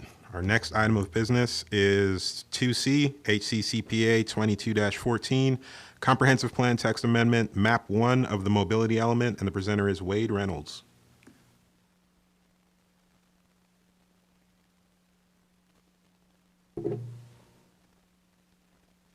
Good evening, Commissioners. Wade Reynolds, Plan Hillsborough staff. All right. This is Hillsborough County Comprehensive Plan Text Amendment HCCPA 22-14. It is amendment to the Corridor Preservation Plan, which is Map 1 of the Mobility Element. It is a privately initiated amendment to remove the Llanos Road extension from the Corridor Preservation Map, which is Map 1 of the Mobility Element. This is the overall map of the Corridor Preservation Plan. You can see in the lower middle there, that red box, which is the subject area. Just to zoom in a bit of that, I've highlighted Paseo Almar, which is not shown on, not labeled on the map, but the Llanos Road extension is where that red arrow is pointing to. And then again, you can see 19th Avenue Northeast to the south of that. Just a bit of an aerial view of the same. The red line there is the portion proposed for removal. You can see US 41 to the west, again, Paseo Almar and Apollo Beach Boulevard to the north, and 19th Avenue Northeast to the south there. A bit of a zoomed in version of that, the existing Llanos Road east of, or west rather, of US 41, and then the area proposed for removal. Background, the Corridor Preservation Plan is designed to preserve right-of-way to accommodate future growth. The map does not require construction of roadways, but it sets right-of-way widths to be preserved as adjacent land develops. The applicant's justification for the request, there was a 2013 agreement between Hillsborough County and CSX that requires Llanos Road to be grade separated from the CSX tracks if it is ever constructed. There are to be no at-grade crossings between Paseo Almar and 19th Avenue Northeast. The applicant's roadway volume analysis states that the expense of the overpass and construction and projected volumes do not justify the construction of the roadway. We did receive one agency comment, that's from Community and Infrastructure Planning, and they have said that without adequate data and analysis of the impacts from the planned roadway network, the Planning Department must object to the amendments. The analysis shows that the impacts of removing this corridor on the remaining Corridor Preservation Plan network, given the build-out of the future land use plan. The analysis provided only considers land use development to the year 2045. It should demonstrate how the removal will ensure the remainder of the Corridor Preservation Plan is adequate for the build-out of the future land use plan, and establish that the model used represents the build-out of the future land uses in the affected area. The applicant has responded to this, that the watershed development will be built out by 2045, and the Tampa Bay Regional Planning Model, TBRPM, the current year we are looking out to in that is 2045. We will be looking out to 2050 in that. And I believe the last portion of that I wanted to mention here is that this map is currently under review by Community and Infrastructure Planning, and they are using jobs and population data extended out to 2070 for that update, looking at the volume or the impacts on roadways in the plan based on that. Consistency review, it is inconsistent with the following objectives and policies in the comprehensive plan. I'll just mention objective 4.1 of the mobility element, which speaks to designing communities around a grid network of streets or a modified grid, which will improve interconnections between neighborhoods and surrounding neighborhood serving uses and supporting policies. Objective 4.2, which states that the corridor preservation plan be updated to protect future right-of-way from encroachment, provide connectivity, and ensure multimodal transportation corridors are adequate to serve planned growth and to support development patterns as defined in the future land use elements. And objective 5.3, that new development shall mitigate its impact on the multimodal transportation network. Yes. So with that in mind, the Planning Commission staff recommends that the proposed text amendment be found inconsistent with the goals, objectives, and policies of the unincorporated Hillsborough County Comprehensive Plan. And I'm happy to answer any questions you may have. That concludes my presentation. Does the applicant have a presentation? Please.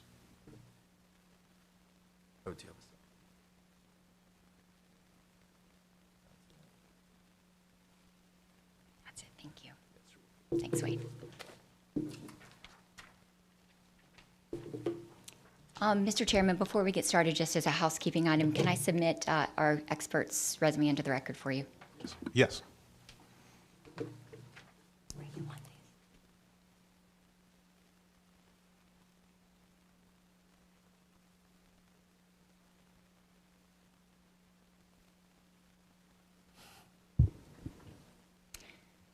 Good evening, Planning Commission. Mr. Chairman, there is one thing. Normally, we would go entirely through this presentation and get 15 minutes. If you all would like to interrupt us, because we are going to give you a lot of information, please feel free to. We can do the best we can with the time, but we're going to give you different maps and walk you through what has happened on this property for a number of years. So please feel free, even though it's a little out of order, if someone would like to interrupt with your approval. I will disagree and have you go through your presentation. Yes, sir. And commissioners, please wait for me to guide you to provide your comments when the time comes. But thank you for the offer. You're welcome. For the record, Elise Spatzel, 401 East Jackson Street for the applicant. Our entire applicant team is here tonight, virtually and in person. We're here tonight to request a, can you put the, this is the wrong, this is a notes version. Rather than, I don't think anyone's going to be able to see this. Well, it's on the wrong view.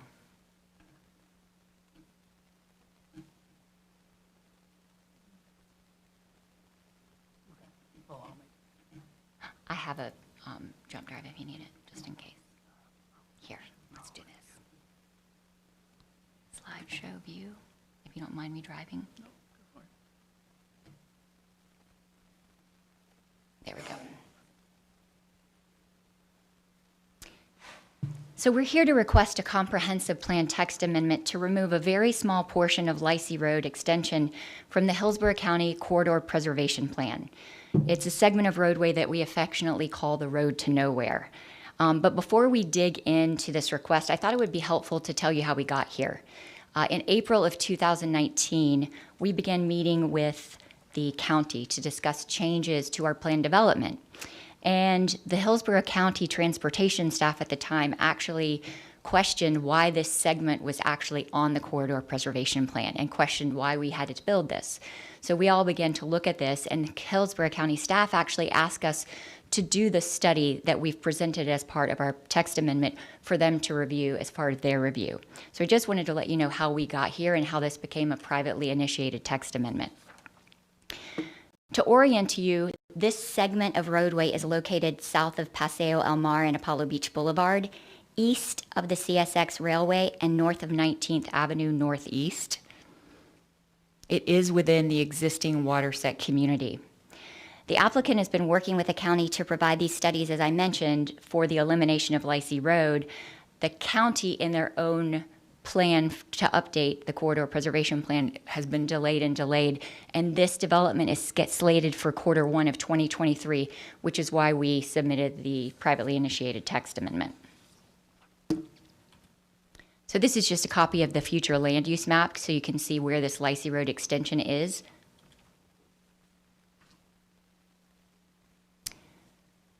So this request is really the culmination of over a decade of small changes that have, over time, eliminated the need for this little portion of Llanos Road.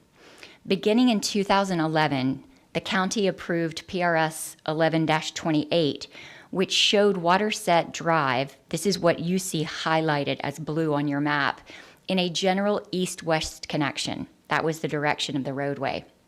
And it also showed a crossing at the CSX Railway, and the purpose of that was connect Big Bend Road to US 41. There was a condition in that zoning that required the developer to provide 2 continuous east-west roadways within that development. That's the Llanos Road extension, and it's Apollo Beach Boulevard to the north. So that's 2011. The 2011 site plan only contemplated 1 major north-south collector road, but a lot has happened between 2011 and 2020, which really does change the scope of how these roads function effectively. First, and this is really important, in 2013, there was litigation between CSX and the county and the developer. And they entered into a settlement agreement during that litigation, which basically said the county may not ask for any at-grade crossings anywhere anymore between Apollo Beach Boulevard to the north and 19th to the south. So the effect of that is that this Llanos Road extension is never going to be able to go at grade. It's prohibited by this agreement and this settlement. So this agreement was a catalyst that started to change all of the plans that affect Waterset in this area and this Llanos Road extension. So let's fast forward into, oh, sorry, I should have changed. That's where the county will not seek to build any new highway at-grade crossings between Big Bend and Northeast 19th. So 2014, with all of this in mind, in 2014, the county approves an amendment to the DRI. And that amendment was really a critical shift for all of the roadway alignments within this development. There were a number of changes to the transportation tables and to Map H, which eliminated the Llanos Road extension as a major east-west roadway. That's really important because if you remember from that blue map, this extension connected the east and the west in Waterset. But the changes that I'm about to go through show you that this is no longer the east-west corridor. It's moved up to Apollo Beach Boulevard. There were 3 things. The tables removed this Llanos Road connection from US 41 to northwestern Waterset boundary and replaced it with Road A, a Road A connection. So it wasn't even called the Llanos Road extension anymore. It became called Road A on their maps. So these are really important maps. This is the map on your left from 2011, and here's the map in 2014. If you see where this is, and if you look at the 2000 map 11, there's a little red roadway that's going off to the east. That was the Llanos Road extension that existed in 2011. When we went in to modify the DRI in 2014, you can see that that connection isn't even shown on Map H anymore. It's gone. So the county and the developer are contemplating that that isn't going to be a connection at that point in time. What happened was the county redirected all of their efforts along with the developer and pushed that north to Apollo Beach Boulevard. Remember, one of the purposes of the corridor preservation plan is to preserve future transportation corridors for development. You can see here in 2011 that this is going to be a corridor that connects. But here in 2014, it's no longer being considered as a major east-west roadway. So consistent with the 2014 DRI changes, the developer also went in and made changes to their zoning. There's 3 changes. The roadway alignments were changed. So if you remember the blue map, that blue road went east to west, but all of a sudden, the roadways are now shifting north-south. The idea is we were directing all that traffic again to the major roadway intersection at Apollo Beach Boulevard to the north and away from that Llanos Road extension. Very consistent with everything that had happened in 2011, 2013, and 2014. This is really a chronology of events that kind of led us here. So the new primary east-west roadway at this time becomes Apollo Beach Boulevard, that Paseo El Mar to the north. The Llanos Road extension, which was titled Road A at this time in 2014, west of CSX, all of those conditions in the rezoning were changed as well.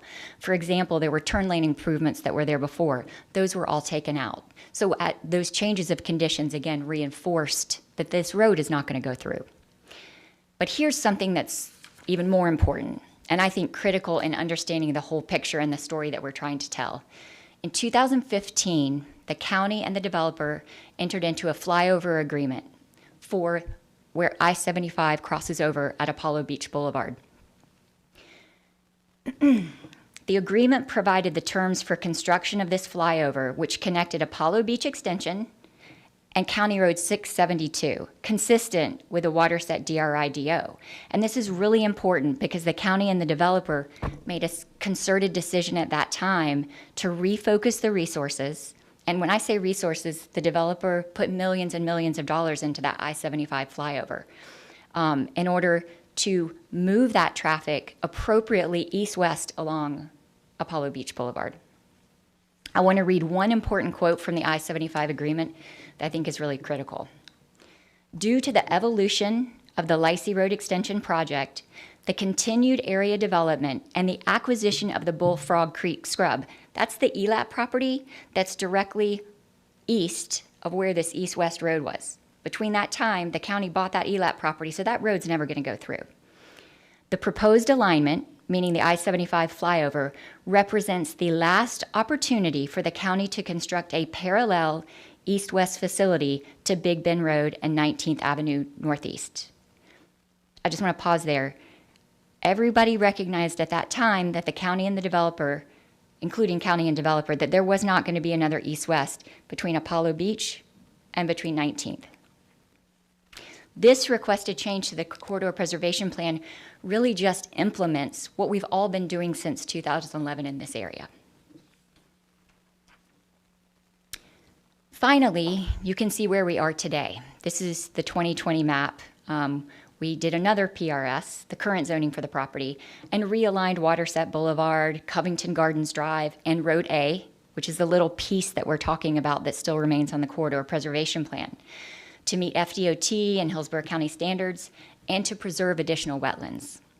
And it's really important to note that the county at this time, you can see this PD here, the east of the railroad, where the road used to go off the map, that was also eliminated here in this approval. There's something else that's important just to note here. In this PRS, we are only, could I have a few more minutes? We'll go as quick as possible. It's so much. We have to try and be quick. I will. The only requirement was to construct 2 north or southbound lanes, not 4. Okay.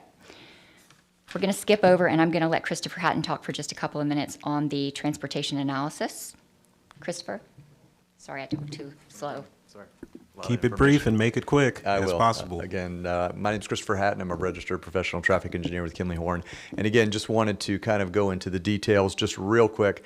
Basically what we did, we conducted a benefit cost analysis which specifically focused on what that impact of the Llanos Road extension would be.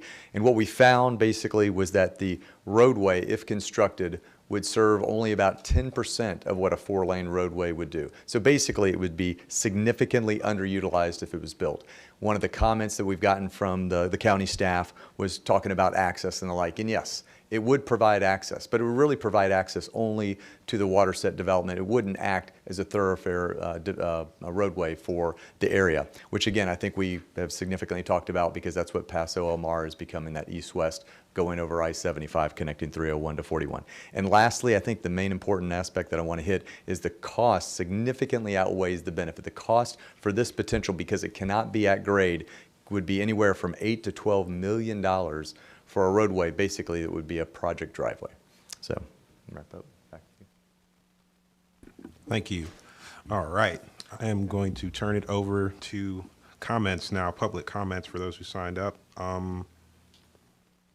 I have is Tim Plate still here? No, you're good? Okay, yeah, and I saw Mr. Hatton. So that's all the people who signed up in the room. Let's go to people online now. We have a litany of people. I'm gonna remind everyone that it's 3 minutes per person. So keep it brief and hit your points. And we will start with, oh, Elise Batzel is here. Nicole Neugebauer, that's you. Yeah, okay. That's 2 down. Next up, we have David Smith. Is David Smith on the line? Nope, not here. Okay. We have Sarah Goldsmith. Nope. Oh, in person. These are in person. In person. Doug South is not here. Oh. Hey, Doug South is here, but I'm Vir- with the applicant. I'm not speaking. Okay. And we have next up Alex McLeod. Oh, okay. I'm here as well, but just on behalf of the applicant in support of this elimination of the road that ultimately would cost actually, I think, more $15+ million for any potential flyover to just go into a community when we already have Big Bend Road, which I'm thankful for Planning Commission and County for the improvements on Big Bend and the interchange there. We have Apollo Beach Boulevard, which is another east-west connector, and we have 19th Avenue. So Watershed is a community that's bookended by 2 major collector roads going from 41 to 301, and Apollo Beach Boulevard, Paseo Al Mar, which was the pipeline project that we worked with multiple parties in the county on years ago to fund, and we funded that, which is thankfully open and successful, moving that high traffic east and west. So we have 3 major collector roads within or bookending one community. Thank you for your time. Thank you. All right. Next up is no one, because Christopher Hatton's not going to speak. So that is surprisingly the end of the list of people that we had signed up for this one. So that was really quick. Rebuttal? Response? Okay. I will now turn it over. Now we'll turn it over to the planning commissioners for discussions, questions, comments on this item. Commissioner Buzza. Could staff enlighten me on the timeline that the applicant provided? I mean, it is a kind of compelling timeline that there was a lot of parties involved and seemed to be maybe some miscommunication. Can you kind of walk me through that and help me understand how we're here? Your mic. I did have a bit of a roughly similar timeline about this project. In December 2014, there was the requirement removed to construct the Lisi Road extension, and required only construction of that segment that was on site for the project as a 2-lane road designed to be expandable to 4 lanes. They say the removal of the requirement to construct Lisi Road extension was a function of the applicant recalculating the project's transportation impact cost using the formula prescribed by House Bill 7207, passed by the legislature in 2011, and the assignment of the reduced proportionate share contribution to the I-75 flyover. So there was the money that would formerly have gone into this as the recalculated transportation contribution from the developer went to the I-75 flyover. I would point out just that the right-of-way has been preserved between US 41 and the CSX tracks, even though the applicant was not required to construct that. So I have a question, sorry, make sure I didn't jump in front of anybody. So because this is on the corridor preservation map, basically we have a disagreement with it? Or, because I saw there was a question of the applicant demonstrating that there weren't negative impacts, and it seems like when you just listen to the narrative that the entire transportation system down there has been shifted and moved, and so are we asking the applicant to do an entire traffic analysis of the area all over again? I don't think that's what we're looking for. So. I believe community and infrastructure planning's comment is just that they would prefer for it to be looked at through the build-out of the future land use.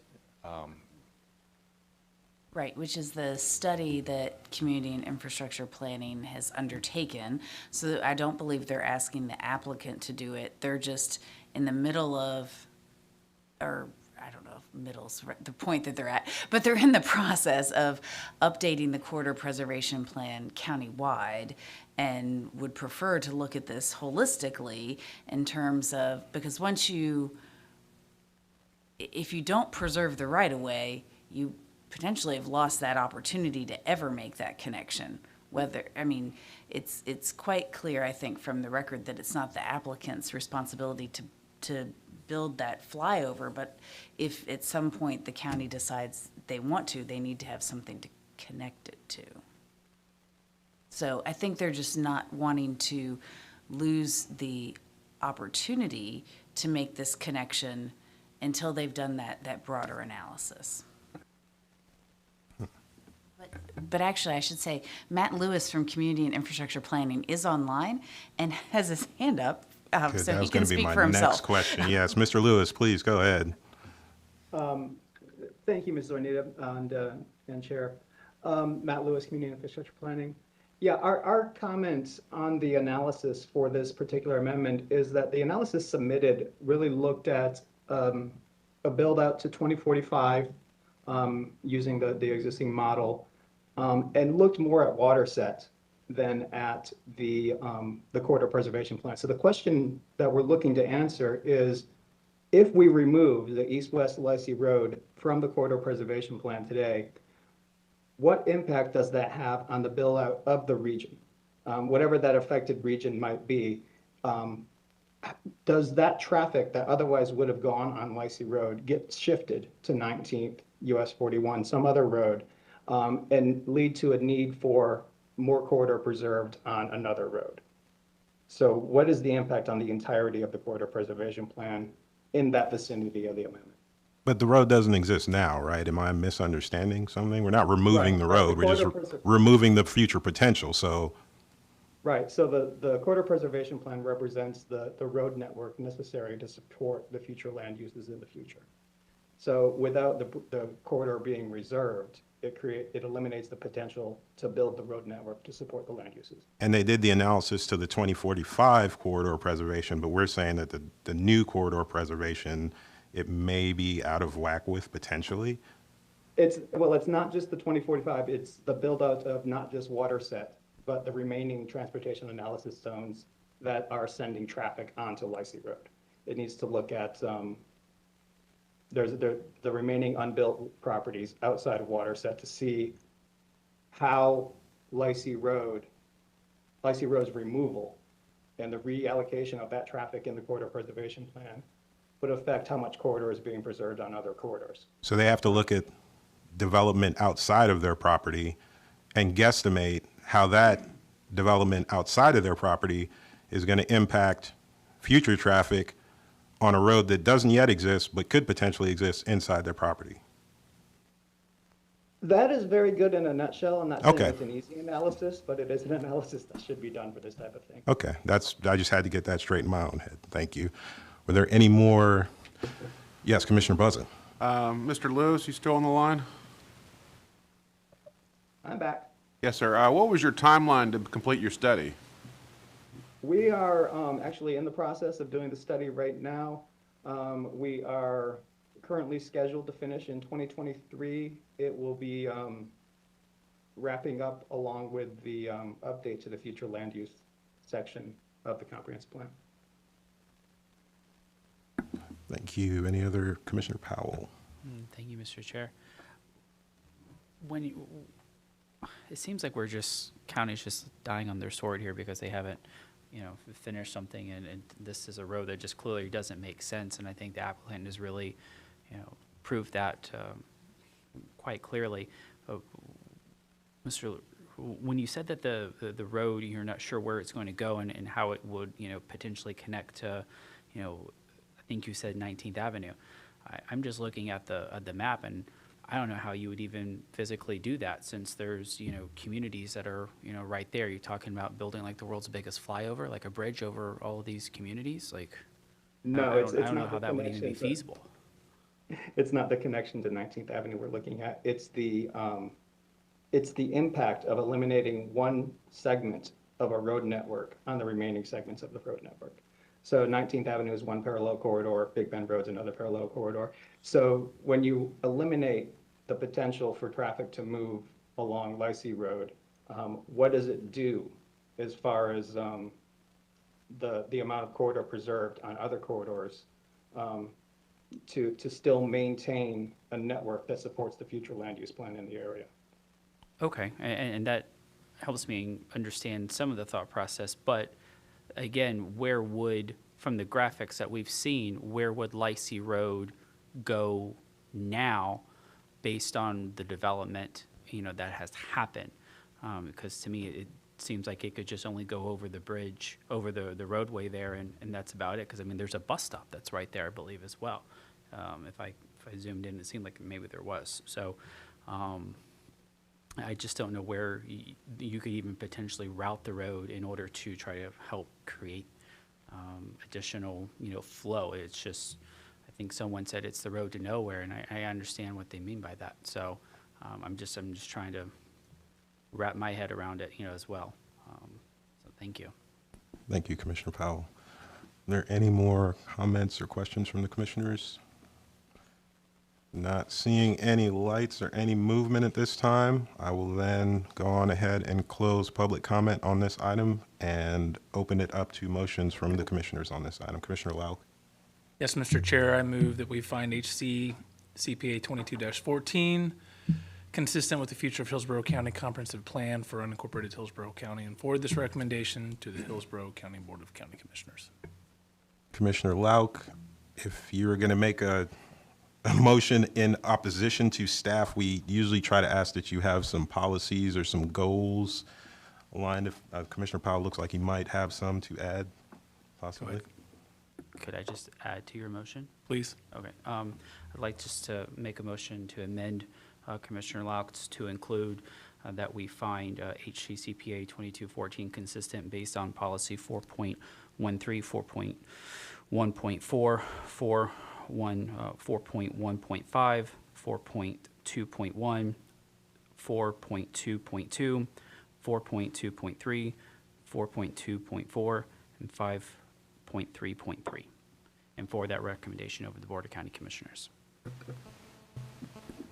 All right, we have an amended consistency finding from Commissioner Lauk. It was amended by Commissioner Powell to add a litany of policies that Ms. Melissa Zoranita has written down, and we will add to the motion here. And I believe that was a second to that amended motion by Commissioner Buzza? Yes, I'll second. All right, so again, it's a motion for consistency finding, right? And that was a second to that motion by Commissioner Buzza. Are there any questions or any discussion from the commissioners at this time on this item? All right, seeing none, then I'll turn it over to the clerk and ask for a roll call vote on this item. Bernstein? No. Buzza? Yes?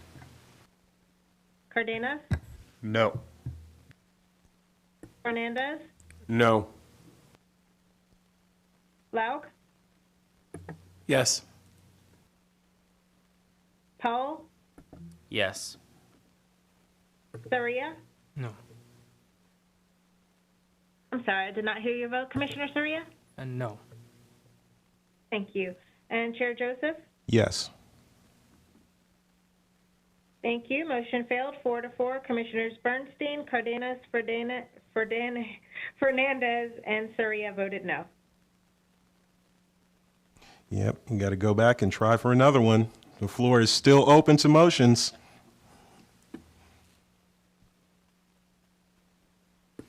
Fortunately, too bad for our age-restricted community that can't be built now. Who was that? Commissioner Fernandez.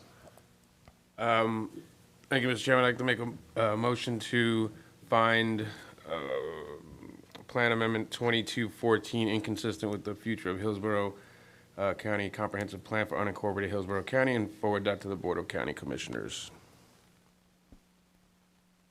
All right, we have a motion for inconsistency finding by Commissioner Fernandez. Is there a second to that motion? Second. All right, we have a second to that inconsistency motion made by Commissioner Fernandez.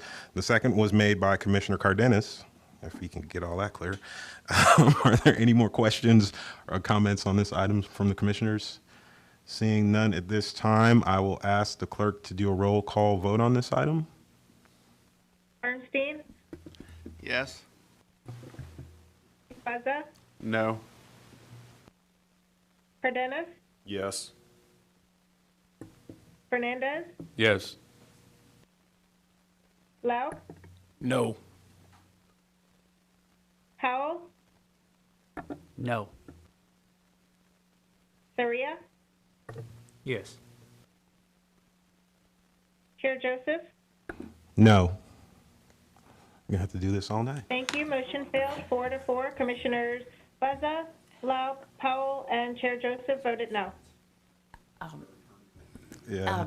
Vanessa, since it doesn't, since we've got an even number of members here and it doesn't seem like anyone's changing their mind, would the best approach be to perhaps continue this till we have additional members? I don't know. I think that might be an option for the board. I mean, we could do this back and forth. I don't know if anyone's going to change their minds or if there's any additional input that could do that, but it could be continued. Ms. Batzel. So, please.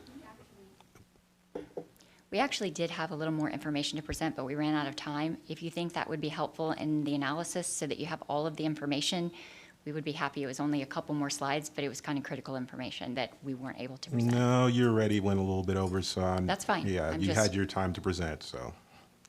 In fairness to everyone involved, so. Did you? Mr. Chairman, I just wanted to ask a question that I think that might help us all here. Can we not forward a tie vote to the county commission? It is the will of the commission here, so. The resolution would find for either a consistency finding or an inconsistency finding, so that would have to be a determination by the board as a whole. Yeah, I'm not sure which finding we would put down. Commissioner Sligh? I had a question just to clarify from the staff that might help me. So it's inconsistent because it's something that's on the map that might be considered to be built in the future. However, that depends on the analysis that is being conducted, which would complete in 2023. Is that correct? That's correct. Okay. So based on that, if we say no today, that would remove the entire plan. Like even if they need that road and we say we go against it, that means that road would never be built. Is that correct? If it's removed from the corridor preservation plan, it will never be built. Okay. And in the case they say, oh, we don't need that road, and this is on the plan, would it still be built? If the community and infrastructure planning's analysis of this says it is not needed as part of that update, there's a chance it could be removed as part of that as well. Okay, thank you. We're still at the same. Commissioner Orton. I just have a question. So right now, they may not need it, but let's say in 10, 15 years from now, that right-of-way is needed.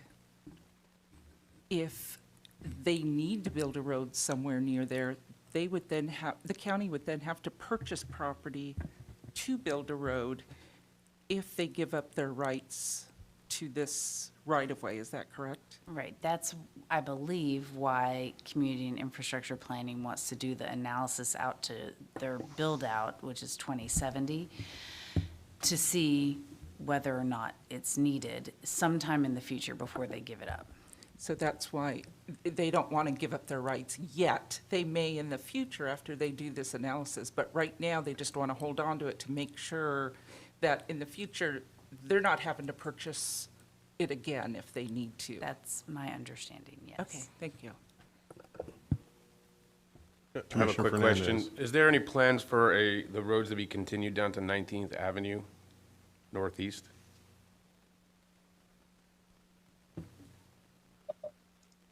You can answer.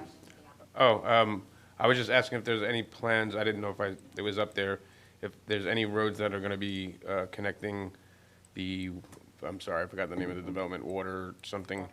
Thank you, water set down to 19th Avenue Northeast. Yeah, take the mic and identify yourself. Yes, thank you.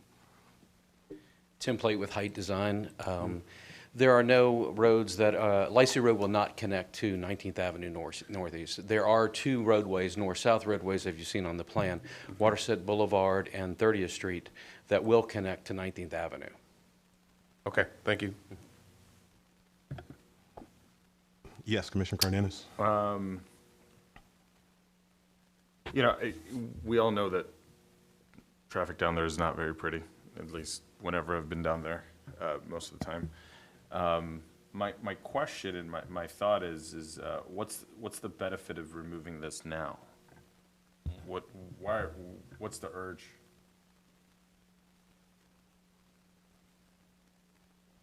So this is actually slated for development in first quarter of 2023. It's slated for an active adult community. So if this isn't removed, again, this road has to be built by the county anyway. I mean, it has to be purchased. The county will have to acquire this, whether this comes off or not, because they don't own all of the right-of-way for that extension. Just want to clarify that. But in Q1, this active adult community is slated for the development there. So if this roadway preservation of 145 feet or whatever it is remains, it just bifurcates that development. If you go across the CSX railroad on the other side, that road, it's not going anywhere. And that's why we call it the road to nowhere. So there isn't road dedicated on that other side. There's already developments on that other side that they're only building to their entrances. So it's not as if in 10 or 15 years, this road is suddenly going to connect across CSX, even if someone were to fund a flyover. It is literally just going to stop at the CSX railroad, and we'll just make some greenery space where the road would be, because we do have to move on with the development. This is one of the last pods in Waterset to be built out, because it's virtually all built out at this point in time. Did that answer your question? Thank you, Ms. Batzel. Oh, Commissioner Bernstein, sorry. Mr. Chair, based on the information that was just shared, I would just say on behalf of myself, I'd like to see the motion that was initially tendered by Commissioners Buzz and Powell retendered. That could affect my thinking, the information that was just presented. Lauk and Powell. Was it, I'm sorry, who was it? Lauk. My apologies. Lauk and Powell with Commissioner Buzz seconding. All right. Commissioner Powell? So do we need to make a new motion Yeah, then? I'm gonna open it up for a new one here in a second. So everybody seems ready. So let's open it up for a new motion. Are we gonna repeat? Oh, go ahead. Well, that was my question. Do I need to repeat? Yeah, the you need to entire actually, thing? say it again. All right. Get my placeholder here.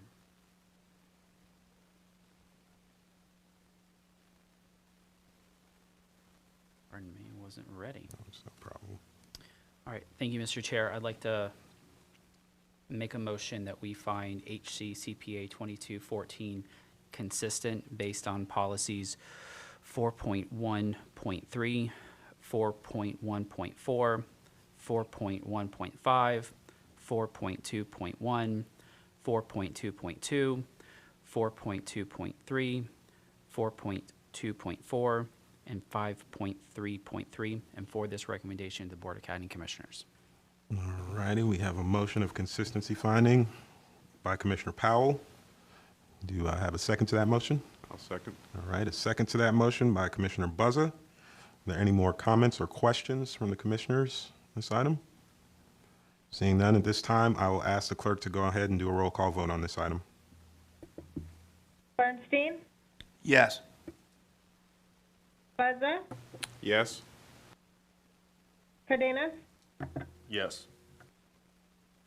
Fernandez? No. Lauk? Yes. Powell, Yes. Saria, No. No. Chair Joseph. Yes. Thank you. Motion carried 6-2. Commissioners Fernandez and Saria voted no. Thank you. All right. Thank you, everybody, for your time and the information. Thank you for your thoughtful consideration.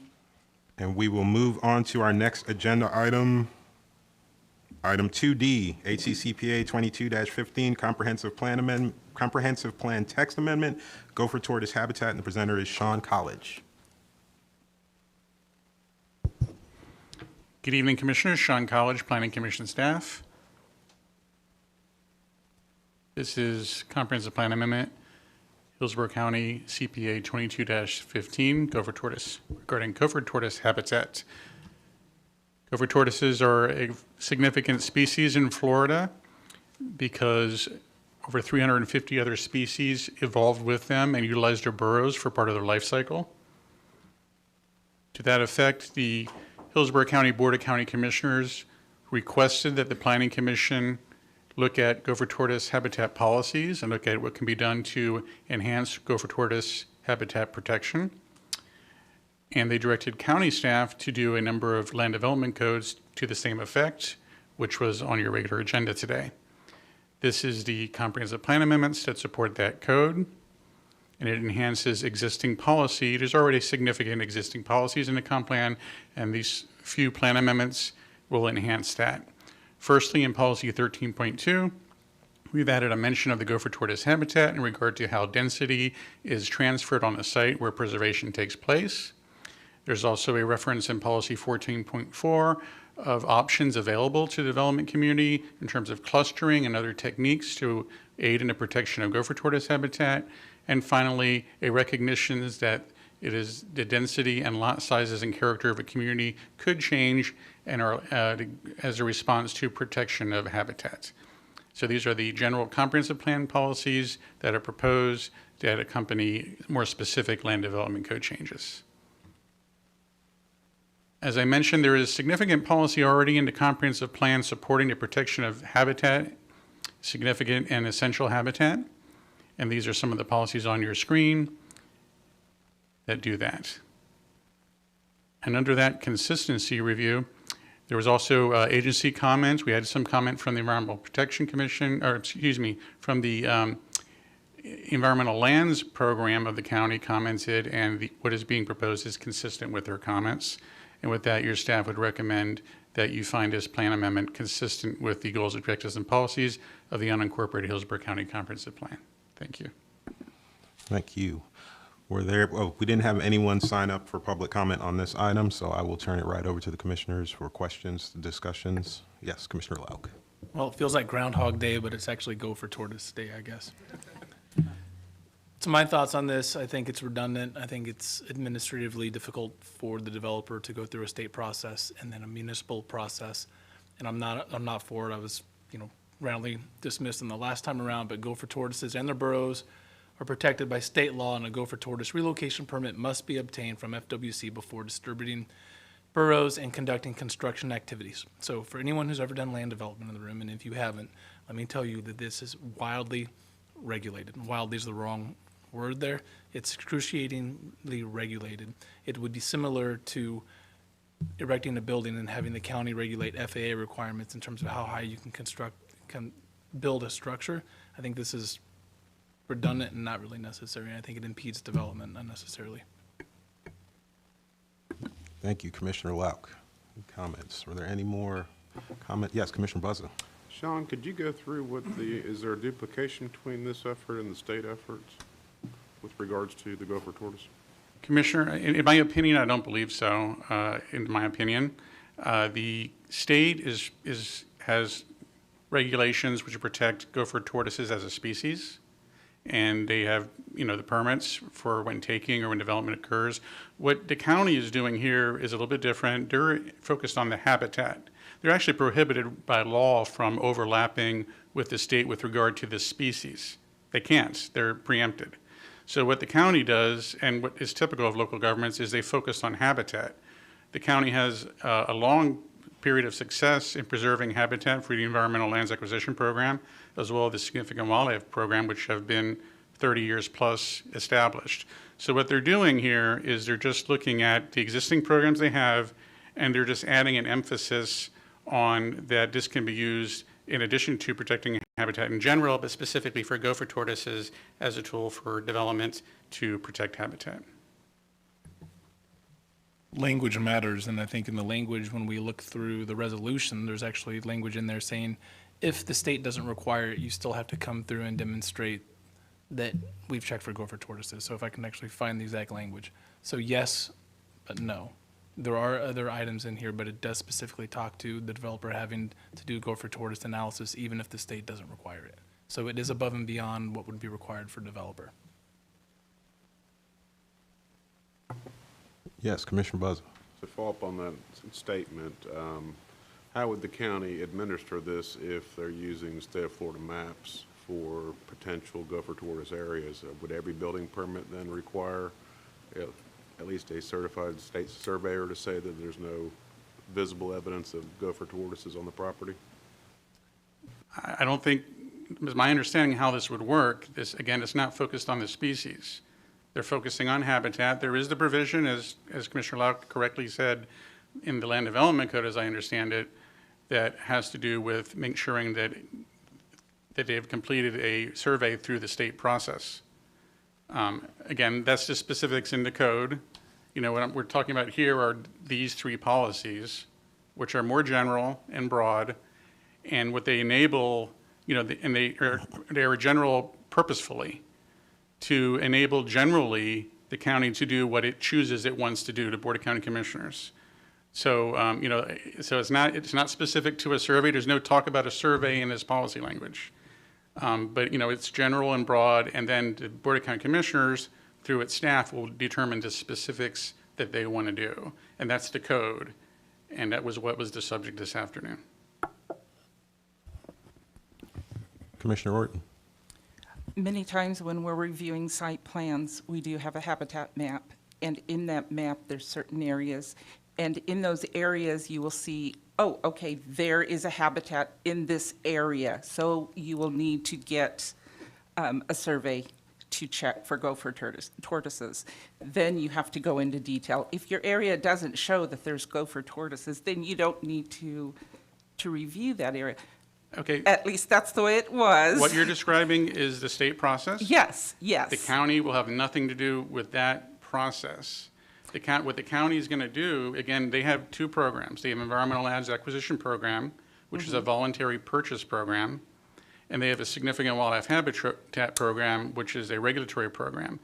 Significant Wildlife Habitat is mapped. There's a map at the county, and it's already determined generally what is significant wildlife habitat. So if you come in for a development proposal, they're going to look at that map with or without this policy, and they're going to say, okay, you have to go through the program of significant wildlife habitat. Now, in addition, they might say, we need to see whether there are gopher tortoises on your site or not. Have you done a survey?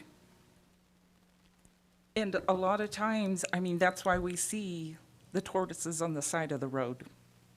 And because they're building without doing what they need to do. And I mean, I lived in a subdivision and I had them coming out of my backyard all the time. So I think it's very important and necessary.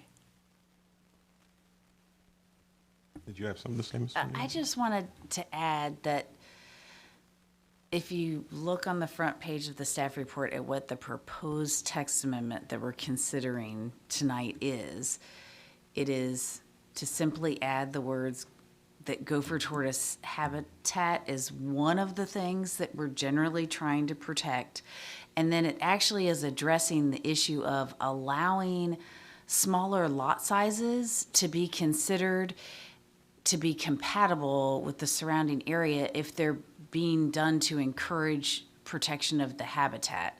So it's not really getting into a survey or the permitting process. This is really about how we review when a new subdivision comes in and the lot sizes that they're allowed within that subdivision, and we might say, yeah, they should be allowed to have smaller lots here because they're doing a good thing on this part of the property by preserving some habitat. So that's the intent between the policies that are being added. Thank you, Ms. Ornita. Yes, Commissioner Bernstein. Yeah, I'm actually glad you said that because you kind of stole my thunder. I just want to make sure I knew what it was we were voting on, and sometimes we get text amendment proposals that go on for pages. So we don't hear, if I'm reading this right, we're being called upon to vote to add language in 3 separate policies, the first of which you point out is to specifically include the gopher tortoise habitat as a supplement to other upland significant and essential wildlife habitat. So that's one thing we're voting on. This package also then replaces a reserve section with language specifically encouraging clustering and other techniques to protect gopher tortoise and other significant and essential wildlife habitats. That's new language, correct? And then the last thing that's part of this package is to include language saying where appropriate, and I do have a question there, shall reflect efforts to encourage gopher tortoise and other significant and essential wildlife habitat protection.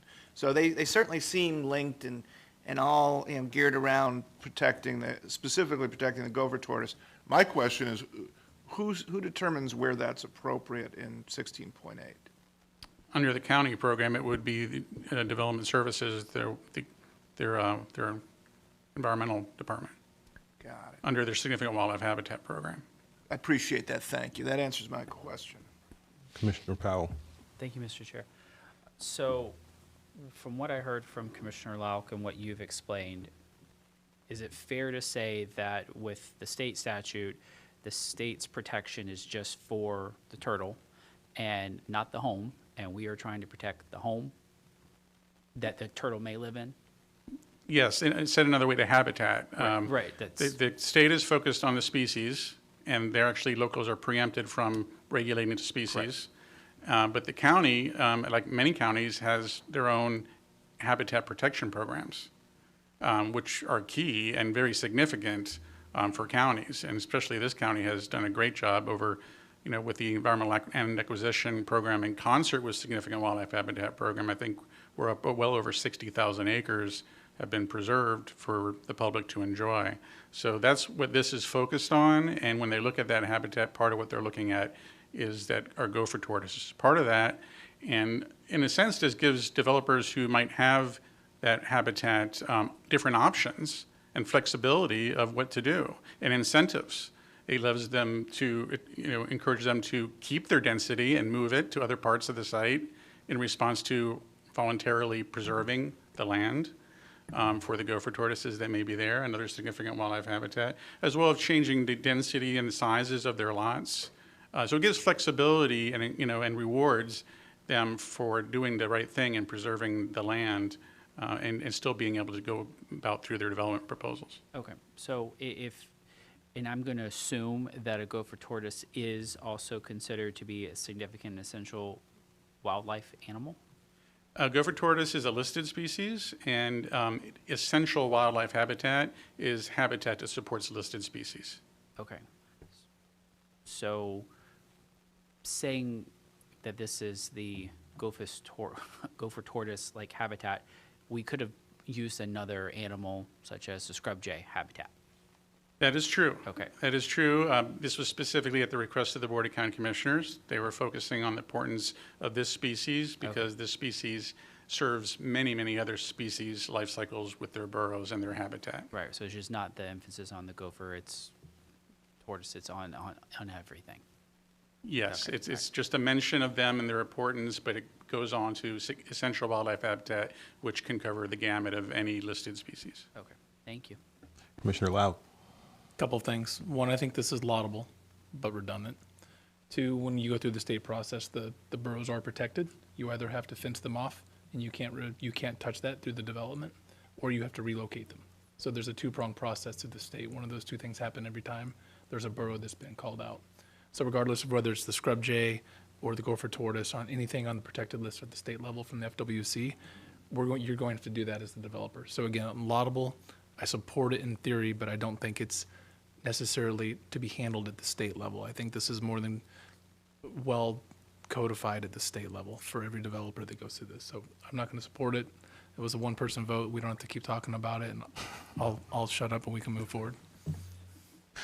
Thank you, Commissioner Lauk, for the excellent comments, not for the closing right there. Are there any more comments from the commissioners on this item? I did want to say, Shawn, having dealt with this issue in the past when it first came up and we first did Gopher Tortoise policy way back in the day, seeing it what it's come to now, I didn't understand how you could add any more to our agency's policies. I understand how the land development code could have been changed and they did that sort of stuff, but I wanted to commend you because I think you did squeeze a little bit of blood out of a stone here with this one. And to Commissioner Bernstein's points, I know it feels like not a lot.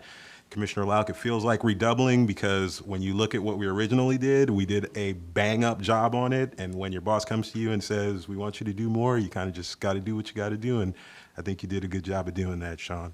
So I wanted to commend you on that. And I also think it may have something to do with election year topics being picked up. So I don't know. It looks like the commissioners may have hit on something good because it got Commissioner Lauk fired up over it. So might be the topic for this November. But good job. Good job. Are there any more comments or questions? Yes, sorry, Commissioner Cardenas, go ahead, please. Like 3 years ago, I was driving down the road and there was this, this tortoise trying to cross the road, and I got out of my car and I tried to help him out. And the hard thing is now I'm torn between that tortoise that I didn't save, and then if I vote on this one way or the other, it's kind of considered a walk. All right. Any more questions, comments, or discussions of this item from the commissioners? Not seeing any, I will then go on ahead and close public comment on this item and open it up to motions from the commissioners on this item. Commissioner Fernandez. Thank you, Mr. Chairman. I'd like to make a motion to find Hccpa 22-15 consistent with the future of Hillsborough County Comprehensive Plan of Unincorporated Hillsborough County and forward this recommendation to the Hillsborough County Board of County Commissioners. All right, we have a motion of consistency finding by Commissioner Fernandez. Do I hear a second or see any other motions? Commissioner Soria. I will second the motion. All right, we have a motion of consistency finding by Commissioner Fernandez, a second to that motion by Commissioner Soria. Are there any more questions or discussions from the commissioners on this item? Not seeing any, I will ask the clerk to go ahead and do a roll call vote. Bernstein? Yes. Buzza? Yes. Cardenas? no. Fernandez? Yes. Lauk? No. Powell? Yes. Soria? Yes. Chair Joseph? Yes. Thank you. Motion carried, 6-2. Commissioners Cardenas and Lauk voted no. Thank you.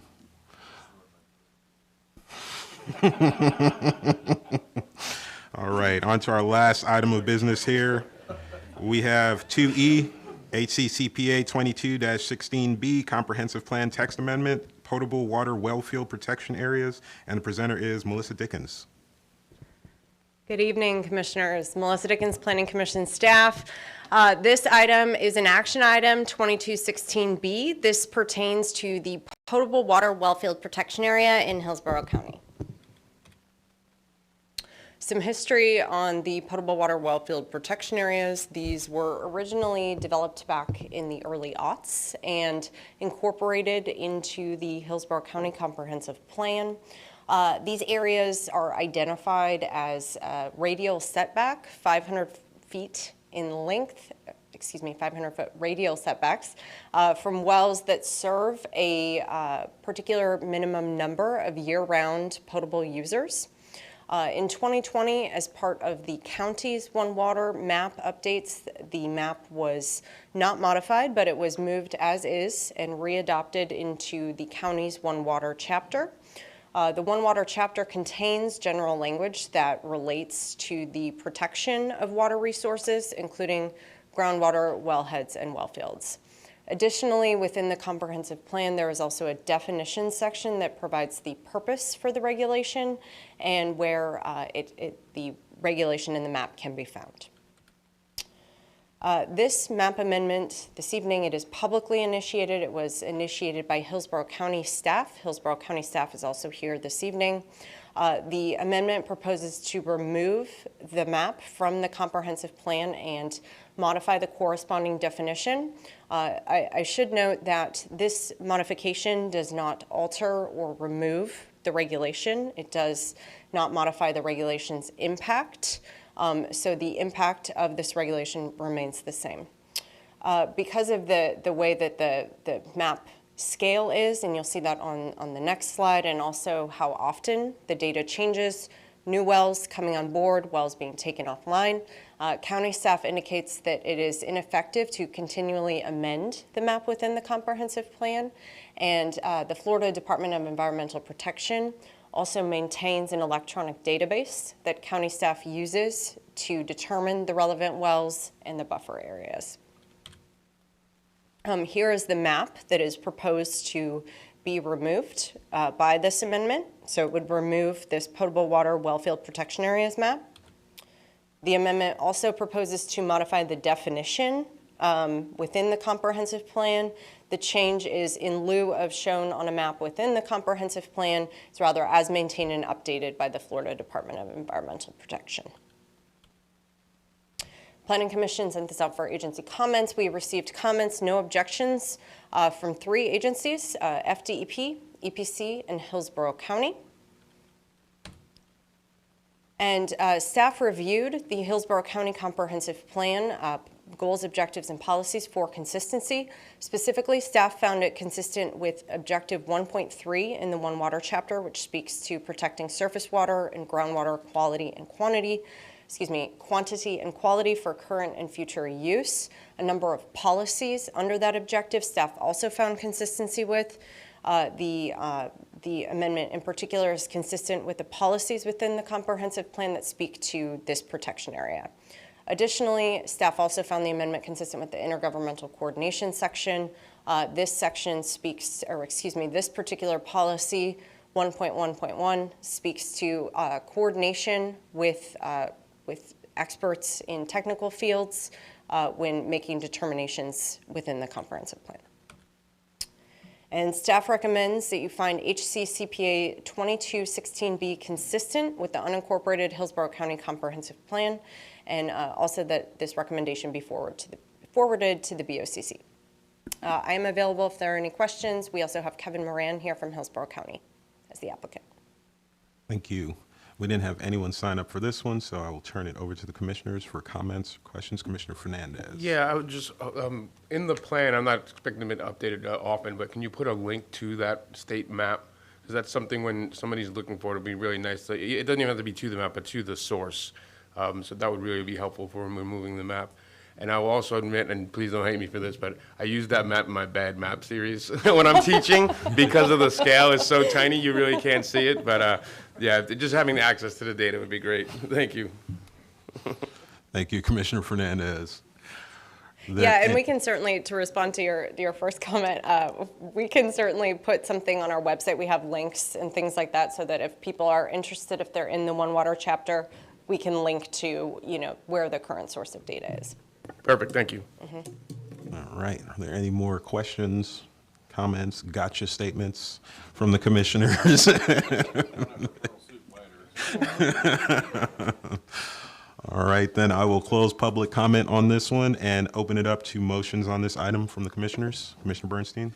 Thank you, Mr. Chair. This time I would move that we find Hillsborough County Comprehensive Plan Amendment 22-16B on potable water wellfield protection areas consistent with the Imagine Hillsborough Comprehensive Plan, and that we pass it along to the Board of County Commissioners for their consideration. All right.